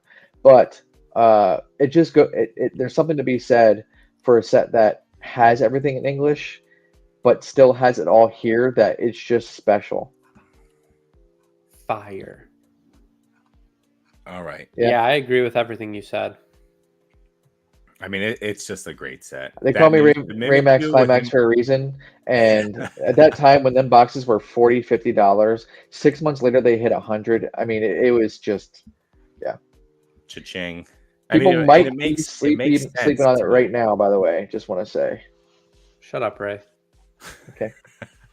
I'm gonna go V-Star Universe. All right, another Banger set, absolute dude. heat. Yeah, fucking heat, dude. All right, so this is the Crown Zenith. That's my favorite card in Sword and Shield block right there. Go down, down, down the Moltres. The Galarian Moltres. I fucking love that card. It is so pretty. It looks great in person. It shines nice. Like that. That's probably my favorite card in the Sword and Shield block. Is that card? Dude, the silver borders on these cards look so much better. so much better. So good. I mean, it's just endless hit. You can God pack those 9 cards. Like, yeah, dude, the Lunatone. What are we? Like, what's the matter with you putting like these two sets back to back? By the way, we're gonna go right from B-Max Climax and the V-Star. Like, what are you doing? We need to put people were falling asleep. We need to show absolute heat. You just fire hose the chat with dude. The Ditto is so good too. Like that Pikachu. Show the Pikachu. Just show the Pikachu. You have to show it. Yeah, it's. Yeah, I mean, it's great. So that's God Pack Pull, right? In Japanese. Yeah, that's awesome. I also am a huge fan of the Mewtwo card in this set. Yeah. Huge fan of it. I love the Ditto in the bottom. I wish you could zoom him up with his eyes being all bulging out. Like, it's just great. He's right there. It's perfect. Like, and I love how it's the reverse image of the Charizard card. I mean, it's just like, come on, Mewtwo versus Charizard, epically battling. Come on. I mean, this is hit after hit too. Like, everything is pretty in here. Do you want to see what maybe my favorite card of all time is? Yeah, is it the Oricoko? It's one of like set? Yeah, it's like one of 2 cards that I hold in my PC of graded cards. This one right here. That's a great card. You are not kidding. The Magmortar. Cool. Yeah. This card is. Oh, it is fire. I like how PoNGa says this PC in quotations. Well, I don't collect graded cards. I don't collect graded cards, so. But it's just a set of alt arts. Like, you don't really need to say much else. Like, no. It's a set of alt hearts that has a God pack in it that creates a scene. Woo! Just pull that Tina up. Oh, Tina, the art. This one's the best one. I don't care what anyone says. Yeah, that one is the best one. I don't have them. Oh, what did I just spill these people in these geared Tinas. Look at that cockroach. Look at that cockroach. This guy's got to go grab his. I do. I'm pulling it out. You're damn right. Here, I'll pull both out for you just because. Oh, FOMO. Take that back. Can't go wrong with Crown Zenith. Come on. Yellow borders? What is it? I mean, it's 2024, man. What are we doing? There you go. I mean, it's a hot card. Yeah, it's fire. It's English, but I'm gonna buy that from you in Orlando. That's awesome. It'll be there. I'll just mark it up a little bit. That'll teach him, PoNGa. Yeah, I'm gonna buy that from you. 80%, baby. Let me know. All over 80%. I love this card because I think Cynthia's like the best trainer. So I love this card. Ugh. All right. So this is an S tier as well. Ray Star Universe. It's hard for me to actually classify this as an S tier. Take it back. How dare you say that? Just because it's cheap, PoNGa, doesn't mean it's bad. FOMO. Welcome to the show, FOMO. Appreciate you being here, bro. It's got nothing to do with price. Like, okay, I'm not even gonna go there. The yellow borders in Crown Zenith make it look so much worse. I don't care about it's cheap. The- I the still only- love the set. The only reason why I question the S tier a little bit, it's funny. V-Star Universe is obviously better than all the rest of the other tiers. It beats A, B, C. It beats all those sets. But I also don't think it's better than VMAX, Climax, and Tag All Stars, if that makes any sense. Like, I don't want to put it on the same tier as that. So to be fair, even though it is, you did say S plus for those, so PoNGa could edge those up into a little bit higher. I don't know, man. We can make an exception for the live. I mean, it's just heat. The cricket tune, the comfy, like there's just so much. It's S tier, but I'm just making a point. Cyun. It's better than Pokey Cyun. It's definitely Pokey Cyun is where it's at because I think its uniqueness. Yeah. You know, it's probably the only set up there. It is the only set up there that has the unique quality that it has, and the hollow patterns are just absurd. I agree with that statement. It is probably one of the most unique and cute sets ever. But V-Star Universe is clearly an S tier. It's just hard for me to even those three at the top next to V-Star. It doesn't make sense, but it makes sense if that makes any sense. Yeah. It's once again, we'll say it again. It's like these are like some of the best sets Pokemon's ever made. So it's like it's kind of hard to place them all in S tier, but I think they just I don't even think you could argue it. I can look at Tag Team and I can look at VMAX Climax and I can say these are some of the best sets actually ever produced by Pokemon. Yeah. I can't say that about V-Star, but I can say that it's an absolute amazing set. Oh, I hate you. Kick this guy from this. Kick this guy from this podcast. What is this guy talking about? We got Thrifty TCG in here. Explain that again, Ray, but slower, please. Wow, this live just got way worse. Thrifty probably enjoys V-Star. I never noticed that Thrifty's thing was the Shining Gyarados looking all derpy and shit. Like from the guy from Futurama. That's awesome. Futurama, yeah. That's great. Yeah. Shout out Thrifty for being so awesome.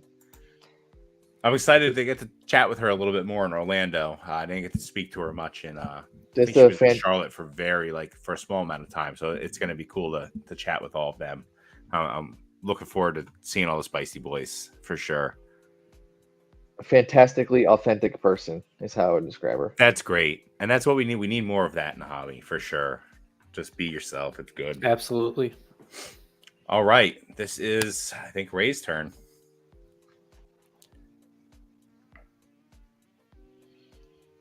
I don't want to take your fire there, PoNGa. So I'm All right, let's do it. Shiny Treasure EX. Oh, come on.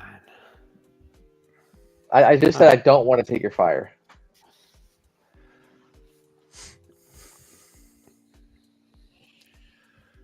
This is your chance to pump this up above $30, Ray. Don't mess So, Shining Treasure EX is one of the best sets ever created, and you should definitely come see me in Orlando and buy cases. I don't have that much of it, so and I can't really find it. It's super ultra rare, and I'm just kidding. This is going to suffer the same fate as SSV because of the copying of Hidden Fates, but this set is better. I would say this is a perfectly B tier set, in my opinion. The Gardevoir EX is, and it has awesome cards, some just absolutely amazing fire cards like this Mew in it. But because it's replicating other, shiny sets that's already done the same thing, I can't get completely on board with it. But it is people shit on it a little bit too much, and it's a pretty damn good set. I enjoyed ripping it. It's a fun rip for sure. Any high class set is that. This has the shiny Charizard EX in it. Yeah, the Iono. Penny's fire. Penny's a good card. I like 338. I like those green and gold cards too, like that are embossed. Like those are pretty sweet. Triple Dick there is awesome. Absolutely, it is. Oh, Montreal Triple Dick. I was like, oh, what the fuck? It's got some pretty good baby shinies too. Baby shiny. Snorlax baby shiny is awesome. We got ultra pixelated baby shinies. because of Worst internet. Pokemon ever right here. But Actually, one yeah. thing, one thing that makes this stand apart though is the actual shiny pattern in it is sick with the stars in the back. It's Yeah. so good. The other way, that Mew I'm- EX is also great. Yeah, I'm gonna agree with you. I think it's B. It's yeah. I can concur. We can go B. Look at us. Look at the spread. This is nice. This is like a nice little feast we have going here. Yeah, it's I pretty like it. good. All All right, right, PoNGa. last three. Obviously, man, Shining Legends, huh? This, like I said, this isn't considered a high class or concept pack. I just had to include it because It should why be. not? Yeah, I mean, everyone's familiar with this set, right? Like you have the Shinings. So, like in English, promo, right? The Lugia promo. This is the other card I actually have in my PSA PC, my PSA 10 PC. So Larry was actually kind enough to trade me this card. I love this card so much. And then I actually recently just picked up the Ho-Oh as well. But Larry has kind yeah, I mean, it's Yeah, Mewtwo. like, do you ever see this card in Japanese? Like, actually, though, no. I never see it in Japanese ever. I need to see it. I need to get one. Yeah. I'll say it's not S tier. I think it's S tier pack art. And I think it's like the Rayquaza is very nice as well. I The think it's Rayquaza like is one of the best Rayquazas art ever, in my opinion. I absolutely love What it. Lily Yeah. card is that? Because it's not popping up. this one. It's Pokemon Breeder, isn't it? That's not Lily. Oh no, number 70. Sorry, I thought that was Yeah. gonna be something different. Never Yeah. mind. Oh, I see. Okay, Never my mind. bad. So what are you giving this PoNGa? Yeah. Oh, it's gonna hurt me, but I think it's like I'm between B and A, and just because of the pack art, I'm gonna put it in an A. I know that's such a stupid reason, but I have to. I'm gonna go C. You're an idiot. Get this guy out of here. Sorry, PoNGa. First of all, it's not even a high class set, so what are we even doing here? But It basically is though. You see, Wow. we could have added all the plus sets, right? Like that, but then the list would have been crazy. So I mean, the Mewtwo is nice. There's a couple other cards. I don't know. Maybe it's because we just rank some of the hottest sets ever. that's This fair. is kind of like, but this is kind of like Pokey Cyun, where it has a uniqueness to it. There Yeah, is the no shiny. card like Mewtwo. Period. No, Like, there's not. there's not any. I mean, and one thing he didn't show here, but the Shining Ho-Oh has a special promo in Japanese where it has the stamped Shining Legends logo on it, and it's so sick. Yep. And Shining pops like this next level rainbow on it. It's really good. This is A for me. Borderline. So how do we do this? Yeah, He put that it in goes- C. So that goes to B. it goes to B, Well, Which I think is- it's like B plus, right? which is underrated, by the way, at B. It's B plus. Thanks for It's in B- Thanks for fucking this all up, Beerski. Yeah, well, I do that to PoNGa every once in a while. You know, This guy has no taste, Ray. no taste. What? I got all the taste, bud. SM3 plus is goated. Okay, last two. Just pick the one to the right. Okay. I think Yeah, look at that's that this pattern one. art. Yeah, the pack art's fire. There's two pack arts. I think it's like a blue one or something. But yeah, these cards, man. Okay, go ahead. I'm sorry. No, they're a tiny little set, huh? But look at those. The RCS is fire. So it's got this cross hatched hollow pattern on it as well. Yeah, you can see it. Kind of looks like a Yeah. tartar or tartan or whatever the fuck it's called. Yep. Yeah, the Latios and Latias are hot. Like the Arceus is great. I'm a big fan of that Arceus card. This is kind of like a Pokey Cyun set too, with the cool hollow patterns and shit on it. The Palkia is great. Yeah, the Palkia is fire. I don't know. I'm gonna go and give this one. Oh man, not a big fan of the Reggie at all. Pikachu EX is kind of cool. We'd probably give this like a B tier. Very small, but there's a lot more hits to it. I don't know. That Arceus brings it up a lot for me. I'm a big fan of that card. I'm probably about B tier as well. Like I like to, compare it to other small sets, and like the Double Crisis one, it was only 2 hits for me, and then obviously the half art is really nice, but this one just has a little more for me. Like I've owned a lot of these cards in PSA 10s as well, and they look really good with that hollow pattern. And it's a Pokemon I kind of like. I love Pokemon. I love Black and White Generation. So, yeah, I think it's B tier for me. I was also gonna say B tier, with full well knowing that this could belong in A tier as well, because some of those full arts are just they're fire. But yeah, I would say B tier just because of the set size and because the Pokemon aren't quite like up there in terms of some of the other nicer sets. Yeah. All right. And for our last set, fire, mythical legendary, absolute heat, absolute heat. The Jirachi, the Mew. Ray, go ahead and talk about it first. It's your turn, anyways. Okay. The Mew is, if you want to click on it, probably the best card in the set, click that Mew first, and we're going to just show it off. But this is another one of those cards that's going to have an amazing hollow pattern to it. You can kind of see it here. That Mew is... Yeah, dude, look at him holding the flower. It's really... I always hate saying, like, oh, it's underrated. Not a lot of people talk about this card, and it really is one of those cards when you hold it in your hand that you just go, holy shit, like, wow. Yeah. Exactly. It has that kind of effect. It's so nice. The other one, the Manaphy, is great. Keldeo is also awesome in this. This is a really, really badass set that once again doesn't have like. Yeah, look at that Celebi. Oof. Yeah. I'm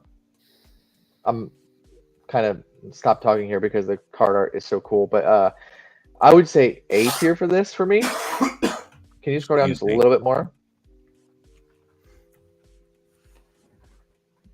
PoNGa. Can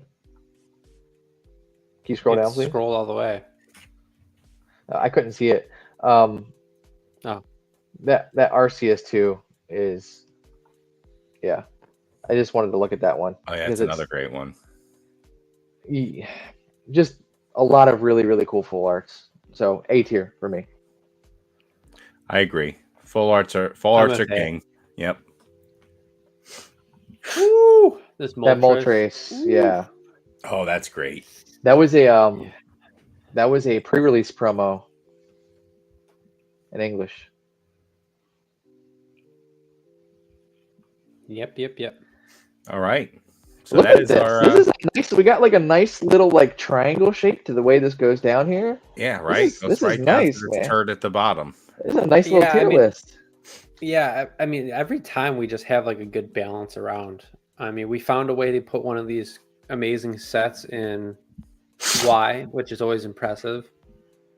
And somehow we ended up with 4 S tiers. So take that, all the haters that say we don't put S tiers. Yeah, there's S tiers. They're out there. It's just not everything is going to have an S tier in it. Because if everything has an S tier, then nothing's an S tier. Damn, I don't know. Isn't it crazy that within the past 5 years or so, when was 2019 was Tag All Stars, right? So yeah, I think so. 5 to 6 years. That we had 3 of the best sets that we were all agreeing 3 of the best sets of all time. It's kind of crazy. Right. I mean, what do people love today? They love character rare cards and they love alt arts. I mean, 2 of those sets are literally a set of character rares and a set of alt arts. So Yeah. they know what they're doing. Going forward, does this tier list, I don't know, 5 years from now look shit when they release some sort of other like tier list of cards that's like above all arts or something? I hope but so. yeah, If they do an alt art 151 set only, yeah. People will Nah, be Gen 2, baby. We need some Gen dying 2. over it. The Gen 2 would be great. Where's my for alligator alt art? What are we doing? oh my Like, god. Here's the best. Okay. All Whatever. right, I'm gonna pull this down. Well, that was our tier listing, everyone. I hope you enjoyed that. We are moving along now to let me pull this up. I think the next one is, yes, it is beer pong. So let me bring beer pong up. Boom. All right. So for this week for beer pong, we have WoTC versus EX sets. Chose that because we just did a WoTC tier list. We did an EX set tier list. So now that we have a little bit more knowledge on it and they're kind of fresh in our minds, we can kind of shoot back and forth with that. So I'm going to go ahead and let PoNGa choose which one he wants to side with. And then Ray can hop in whenever he wants and just add. This is going to be a little bit of a hybrid of beer pong. I'll add color to what you guys say. Perfect. Is that good? Yeah. I like that, Ray. All right, so you can go first, PoNGa. You pick. Yeah, so I'm picking WoTC, and the only reason why I want to pick WoTC is because of the E series. I think the E series sets.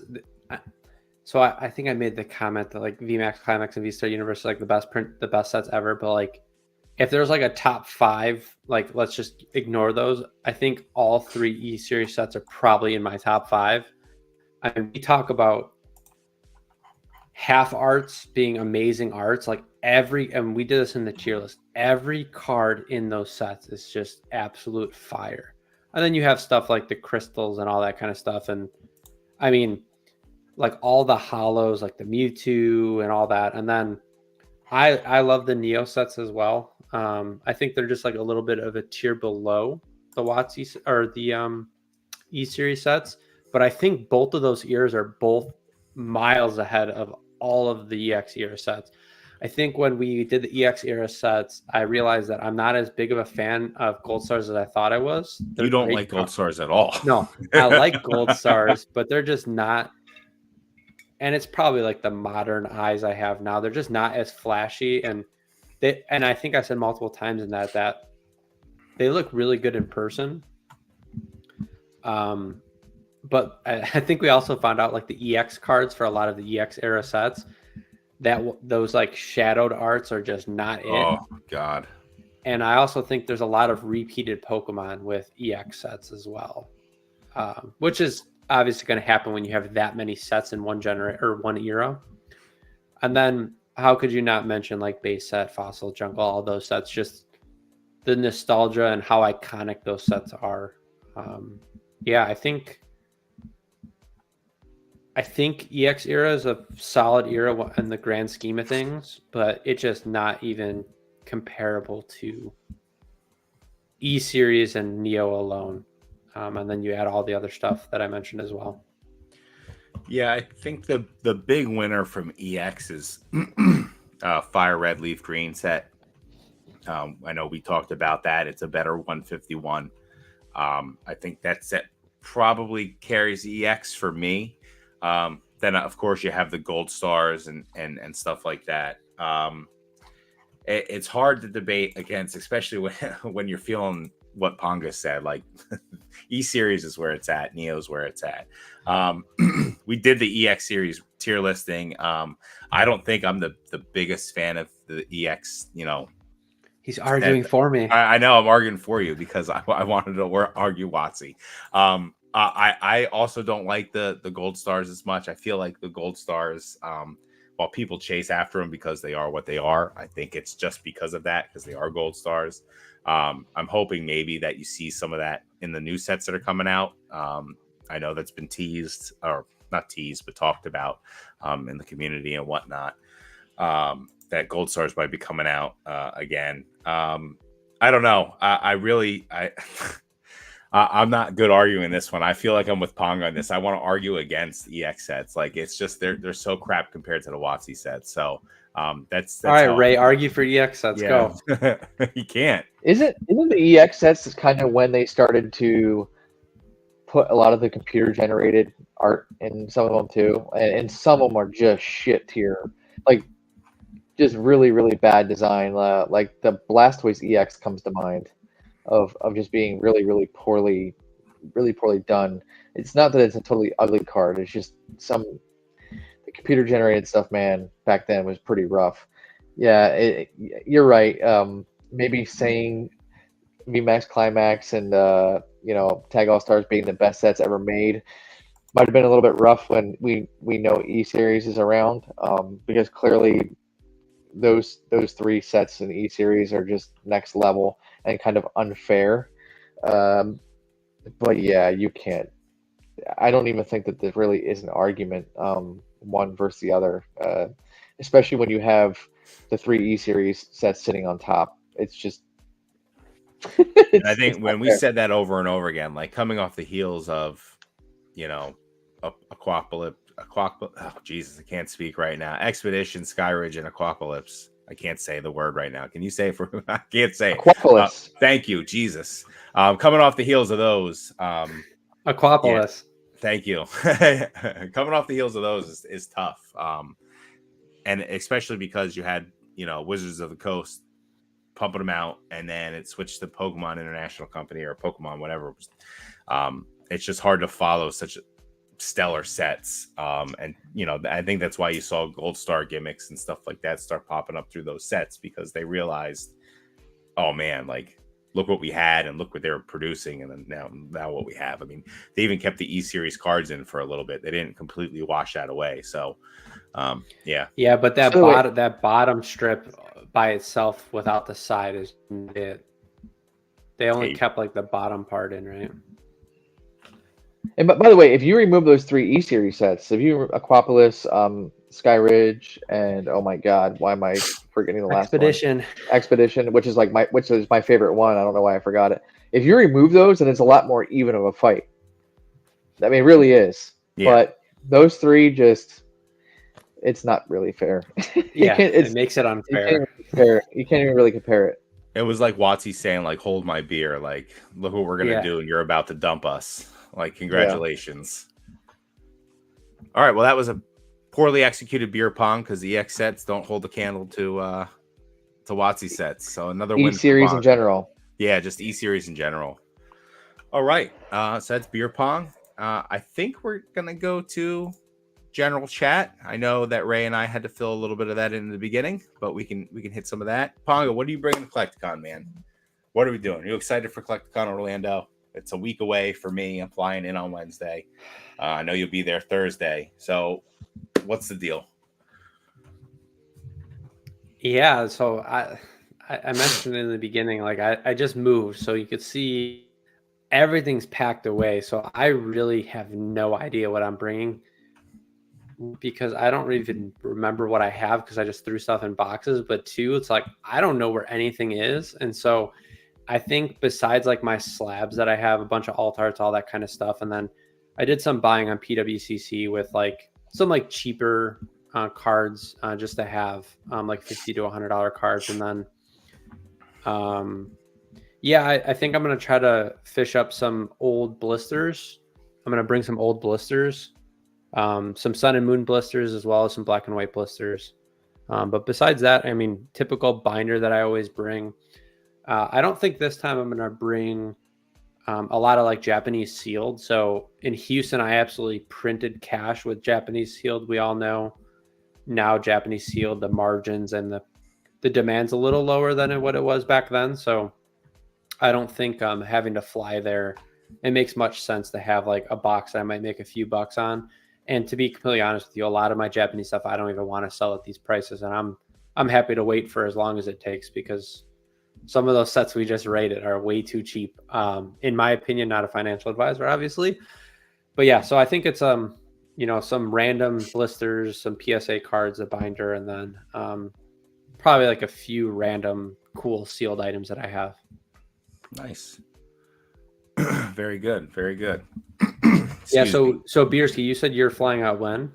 I'm flying Wednesday at 6 o'clock in the morning. My flight leaves at like 5:59 a.m. Yeah, I'll be. Go ahead. No, yeah, should get down there by 10, 11 o'clock, 10 o'clock. So Yeah, He said I'm he's landing meeting at like Momski. yeah, meet Momski down there to go to Yes. Orlando. Not Orlando, Universal Studios. Very, very excited about that. Like I said, Yeah, I was like Oh, 5. by the way, I gotta say really quick. When you go to Diagon Alley area, get the ice cream butterbeer. Don't get the Yes. regular butterbeer. Get the ice cream butterbeer. Okay. Yeah.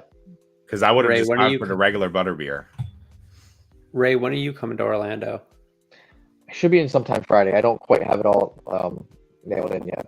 I'm fortunate. I think I'm gonna have my brother with me, so I'll have some help. I might have some of my other family members with me as well too. Don't know yet. I'm pretty sure that they might be coming too. I think my little guy might be going to Universal during the day. So I might have a little bit of help for this section too. So that's which is really nice. I'm gonna have 3 tables. I am bringing probably the most I've ever brought to a show ever Nice. in terms of a ton of sealed. And PoNGa's right. Japanese is in the dumps, but I would like it to be more of a volume play when I go there. I want to just move as much of it that I can. Just lower cost basis to the other cases that I have. I have binders coming, 3 or 4 binders. They're cheaper binders. I just want binders to bring people to a table, and then a mix of a very large mix of all arts, anywhere from $200 to like $600 all arts and PSA 10. Heat. I'm gonna have a lot of heat. I'm gonna have a lot of heat, and I'm gonna have a lot of stuff. And I want to move a lot of stuff, and I'm going to have the help to actually move a lot of stuff. I want to really, really capitalize on having Orlando and a very large show nearby. Yeah, I just need to add, like, if anyone's going to be there that's not vending, go check out Ray's case. It is going to be something to see for sure. It's going to be probably one of the cooler modern type slab cases at the convention. That's awesome. I've been prepping. Yeah. I've been in the buckle brush waiting. I know some of the stuff you have, and it's ridiculous. Like it's fire. I'm pretty excited for this one, and I needed to go the extra mile. Like Beerski and I were talking earlier, probably like I have to prep for 2 shows because you were going to do Card Party also, and I don't know how the hell you would want to duck down and do with like having that move and stuff. Like it would have been tough, but like I have to basically prep for 2 shows because I don't know what the hell I'm going to have after Orlando. Like there's a chance I get murdered, and then I mean I guess I get to have fun at Card Party then, but I would look at it as then I just have 3 weeks to rebound and come back again. But I really want to kind of go hard. Where do you think you'll do more business?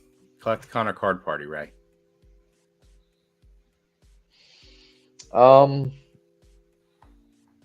Collecticon Orlando has been really good to a lot of people. So I'm gonna go off historical, Collecticon being the shit. Plus, I'm gonna really be everyone who does Collecticon, the showrunners and stuff, have just been awesome people. And I can't say the same for Card Party yet because I haven't done it. I've heard good things, but Collecticon Orlando has been fire in the past, and I expect it to be fire going forward, especially since this market is like really kind of heating up.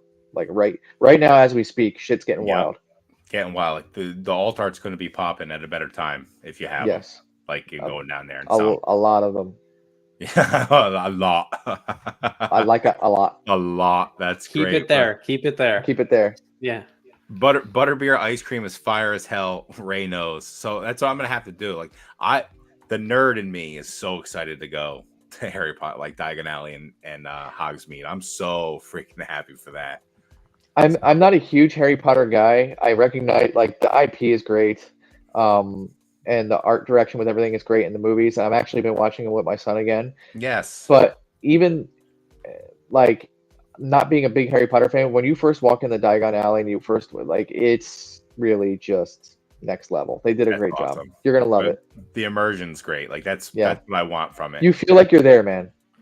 Yes, that's what I'm Yeah, looking it's for, dude. Like, really that legit. so like I knew months ago I was going to Orlando, and I was like telling myself like, I'm not going to spend the money to go do that. I'm not going to spend the money to go do that. I think my wife and my best friend were just like, you're going to be there. Just go Yeah, do it. Like, do it. Just do it. Like, you have a free day. Just go do it. So I'm going to enjoy the hell out of it. Very excited about it.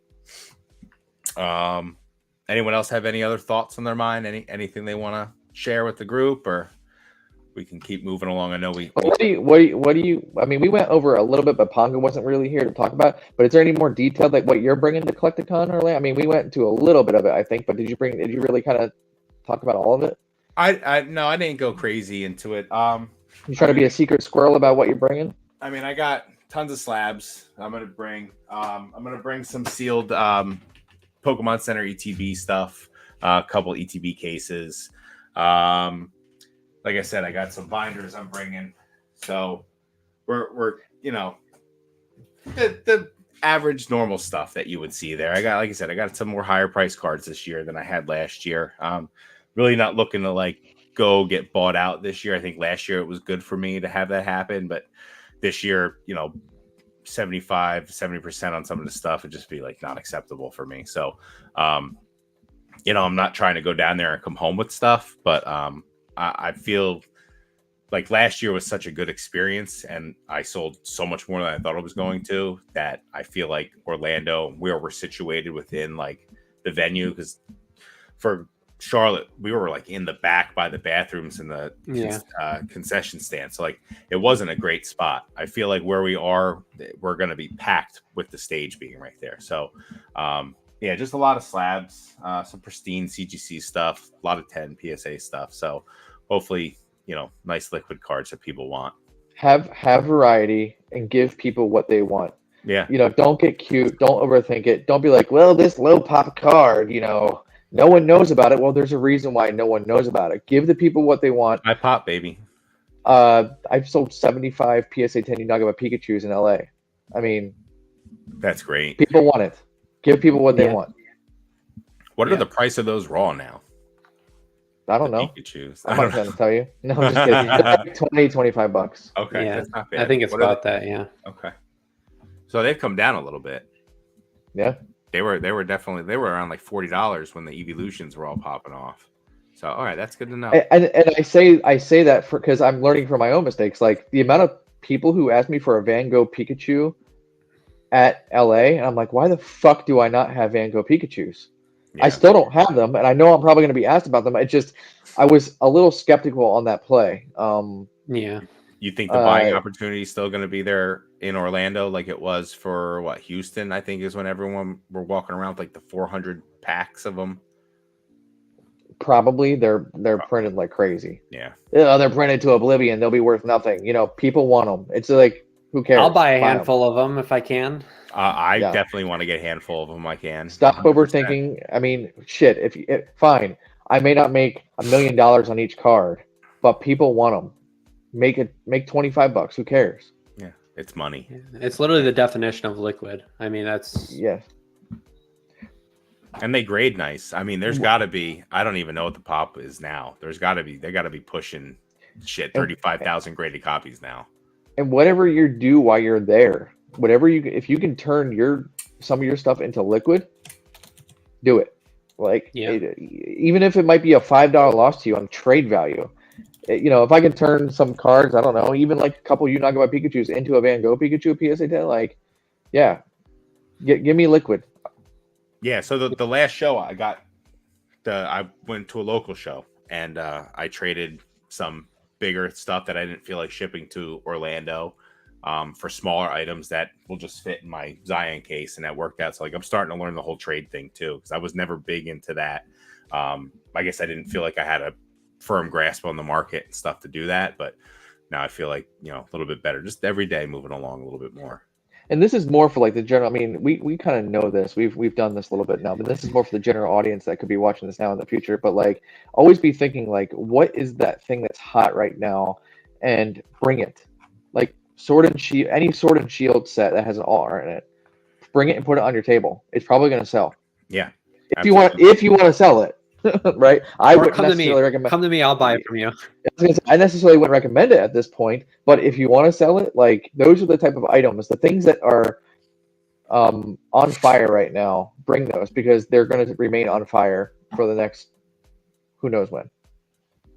There are almost 40,000 graded PSA copies of the Van Gogh Pikachu right now. I look at the pop report right now. There's 20,579 PSA 10s and 15,954 PSA 9s. And the next highest, which is so weird, it's PSA 6. There's 660 or 655 graded copies of that. So it's just insane, like seeing. Is it crazy to say that all the, I guess, regrets for cards that I didn't pick up were things that everyone told me that they were printed to oblivion and they weren't going to be worth shit and I should be scared of them? Like the Van Goghs, like the stamp promos. Everyone, oh my God, they're 100,000 per. They're just going to be, you know, every one of them I didn't pick up because they were printed to oblivion and they were never going to be worth anything. Look what the Moonbrion's doing right now. It's shooting up. How many are graded of that? Like, it's just, how many of those boxes are just sitting in people's closets? Like, there's Moonbrions coming out of asses, and people are $2,000 on a Moonbrion. Once you have that realization that demand supersedes everything, you start playing into that market. So it's really crazy, these numbers. So yeah, it seems like, and Dan said it, high liquid, high graded, just what people want. He's been pumping out those Celebration Charizards for how long now? It's his bread and butter. He should just change his nondescript lizard Pokemon into a nondescript lizard Pokemon with wings, because that's what's flying them out. All right, we're gonna move on from general chat. We're gonna start winding this bad boy down. We are gonna go to hot takes. Apparently my mic sucks, so that sucks. That's okay. That's Ernie just being hateful. At least he's not yawning at us. That's good. If he's not yawning, we're doing good. Just want to say thank you for being in here, Ernie. We appreciate it. No, it's just peaking. Yeah. We're just peaking. All right. So, Ray, I'm going to let you go first with your hot take. What is your hot take today? All right. This is going to be about a Scarlet and Violet set. Because I wanted to kind of keep it a little bit more modern. You're wrong. I will say that Obsidian Flames will be the fusion strike, as of right now, of Scarlet and Violet. And what I mean by that, I'm not comparing the two sets and saying Obsidian Flames is fusion strike. That's not what I'm saying. But what I'm saying is people will all of a sudden go, oh wait, this set is cool, and it will jump up and it will spike in value rapidly out of left field. I say that with owning 0 Obsidian Flames right now. Open it. It's got Charmander on the front. Like, come on. Yeah. I think there's a lot of cool cards in it. And it's kind of like, and that's kind of reminding, like Fusion Strike, everyone's a wizard now and knew how cool it was. But I was a champion of Fusion Strike for a very, very, very long time. I really, really loved the set, and I was always so confused. If anybody wants to question it, how much I talked about the Gengar VMAX, I mean, please go check out my YouTube channel and see how much I talked about that card for a long time. There's a reason why I talked about it, is because I loved Fusion Strike, and I'm sad because I don't have as much of it, and I couldn't afford it as much as I wanted. And maybe that tells me now I should be picking up some Obsidian Flames cases, but I do think it might catch a reprint sooner or later. But all I'm saying is it will have that kind of, maybe not crazy spike like Fusion Strike did, because that, I don't want to say that's Black Swanny what happened with Fusion Strike, but there's going to be a realization, and people are going to turn it. It'll be that, oh, this is cool now type set. That's kind of what I'm saying. Pokey Chef loves what you're saying. All right. What about you, PoNGa? What's your hot take for tonight? I'm changing mine. So I gave my hot take is going to be getting better internet. putting a quarter in his modem. Oh my god! There he is. I think you're back. It's been good for the past 2 hours. Yeah, now that you got to talk. All right. So what do you got for us, PoNGa? So I'm changing mine. It reminded me what Ray was saying. I think people need to stop listening to others on what's good and what's bad and use their own judgment a little more. And it doesn't sound like a hot take, but it really is, because people just don't listen to themselves on what they like and what they think's good. They listen to all these YouTube like, and yeah, They listen to robots right now. Yeah, I hear exactly what you're saying, PoNGa. No, you're fine. Yeah, I definitely hear what you're saying, especially after this conversation we just had. Like, if you had 20 PSA 10 Van Gogh Pikachus, would you be upset about it? No. You'd be very happy with it. And they would be gone in the first, probably before, they'd be gone in the VIP hour. Someone comes by and sees all them. Like, you know what I mean? Like, they'll just fly off the shelf. So I definitely agree with what you're saying there. We got Grimer Collects in here. What's going on, Grimer? What set should I invest my tax return on, and why is it Japanese Pokemon Go? I think Grimer's a man after my own heart because he knows how much I like Japanese Pokemon Go. That's awesome. You do love your Pokemon Go Japanese. I remember when that was the boxes were starting to tick up. You're like, I'm buying a whole bunch more like a year ago. I still keep a little bit. I mean, I don't go nuts with that set because like I was saying before, recognize what's hot, right? People are always going to shit on that set, and that's known as like a shitty set. So it's just going to be that going forward. And I also recognize it's not an S tier set by any stretch, but in Japanese, it's not nearly as bad as what people have made it out to be. It's actually a pretty fun set to open. Nice. My hot take is also changed from the beginning when Ray was talking about Charles Martinet. What Nintendo did to Charles Martinet, replacing him with Chris Pratt in that movie, was criminal. Mario should not be voiced by Chris Pratt. It should have been Martinet. I don't know why it was Chris Pratt. I'm upset about it. Yeah, that's how I feel about that. That's my hot take. I don't even think he's voiced in the video games anymore. What are you shaking your head no for, PoNGa? You want to listen to Chris Pratt and everything? He's in another movie right now. He's just in everything. So it's just like getting the same voice over and over again. He didn't even do a Mario voice. Like Charlie Day as Luigi, knocked it out of the park. Jack Black as Bowser, knocked it out of the park. They did Martinet bad. He's the voice of Mario. He's in it. He's it. He's like in it, though. Huh? He's in the movie. Is he? Get the fuck out of here. How? Go watch the movie. I'm not telling you. He's in the movie. Oh, well, then I suck here. What a terrible hot take. You need to tell me. I watched the movie. I've seen it. He plays, what is it? Is it his dad? Charles Martinet is Mario's dad. Okay. I think. Well, that was nice of them to give him the most uncool.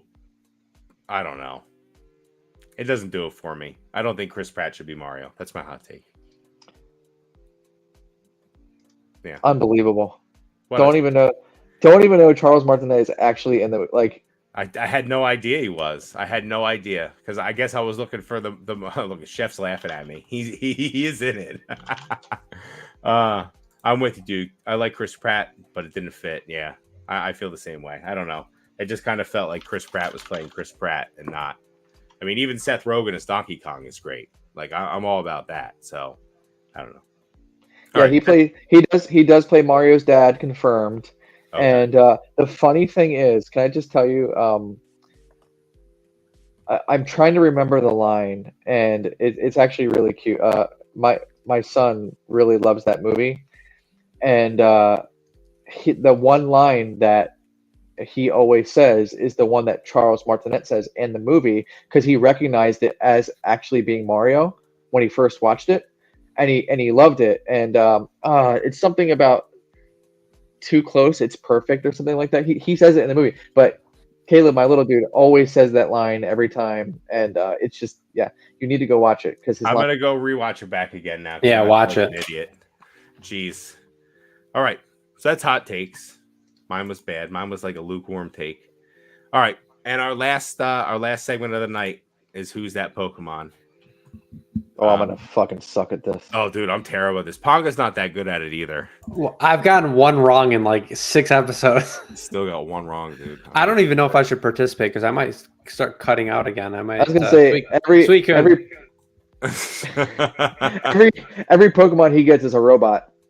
All right, let's see. So I also added Generation 5 to this. So we're doing a little ad. So, no, look at you, Onyx. Let's see. Are we just shouting it? Is that what's Oh, happening? you go. We're Raju, Raju. I don't know why we're getting all Gen 1 stuff here. Oh, shit. Man. Oh, it hatches in Pokemon Go. I wish I could skip and come back because I'll get it. It's I don't fucking know. Oh, I know it. It hatches out. It used to hatch out of the 10-kilometer egg in Pokemon Go. Oh, I'm not gonna get it. Go ahead. I mean, I don't know what the hell. I know Pokemon it too. is. As soon as I see it. Rough. Ooh, I knew it. Triangle dude. Oh man, we had this guy before too. Begins with an S, doesn't it? Shroomish? Shroomish? It's not It's Snom. an ice type. Shit, I forget. I don't know. What is it, PoNGa? It's like Snowville or something like that, right? Snorunt? Snorunt. Yeah. Snorunt. What a dumb Pokemon. It's very dumb. It's a cool shiny though.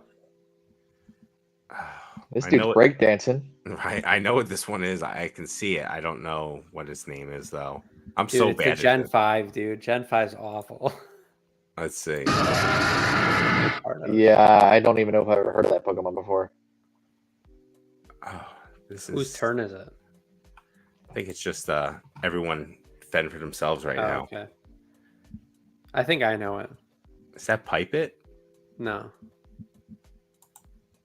Who? What is it? I Is don't. it Birdo. Pidove or whatever? Yep. Ah, you prick. Pokemon. Oh, Shaman. Shaman. Shaman. Yeah. Why are these all hard? Aerodactyl. I beat you. All right, couple more. Oh, I know this Ray's one. face right now is so good. Like, what the hell is that? This is hysterical. Flaccid. That's Flaccid. It's flaccid. No, All right, if let's you give see. me 2 seconds, it's Oh, I know this Is it the electric one? I think it is electric Pokemon. I don't. I'm just gonna guess like Electros or something like that. Yeah. Electrike. I knew it was electric type. Igglybuff? Or Igglybuff. I gotta study Gen 5, man. All right, two more. I don't know what that is. Rock. Oh man, I hate this Pokemon in Pokemon Go. Look at that pointy object sticking out. Just It's very erect. Yeah. It's a shield.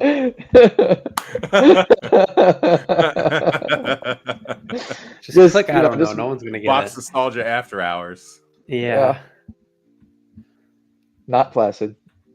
All right, we're going with it. Oh, Bastodon. Bastodon. All right, and the last one. Paris. Parasect. Oh, Paris. Oh my god, I said Paris. I'm I an do idiot. the same thing, Ray. It's so easy to mess that up. It's so easy to mess it up.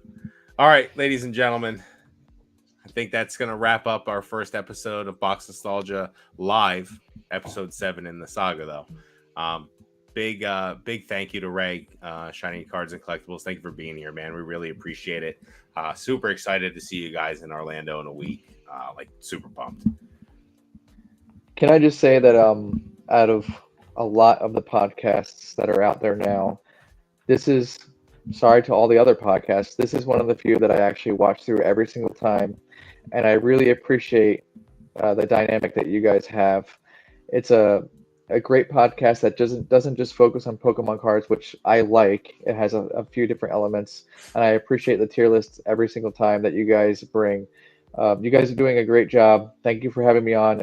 It's really humbling being the first person that's on the live, and I'm really proud to call you guys friends. So thank you. Oh, right. Thank you so much, dude. I really appreciate that, man. PoNGa's frozen again. Yeah, I just froze him with with kind love. words. You Guys get it all frozen sappy with at the love. end. Everyone, thank you so much for being here, and we will catch you in 2 weeks, hopefully with PoNGa's better internet. Have a good night, everyone. Peace.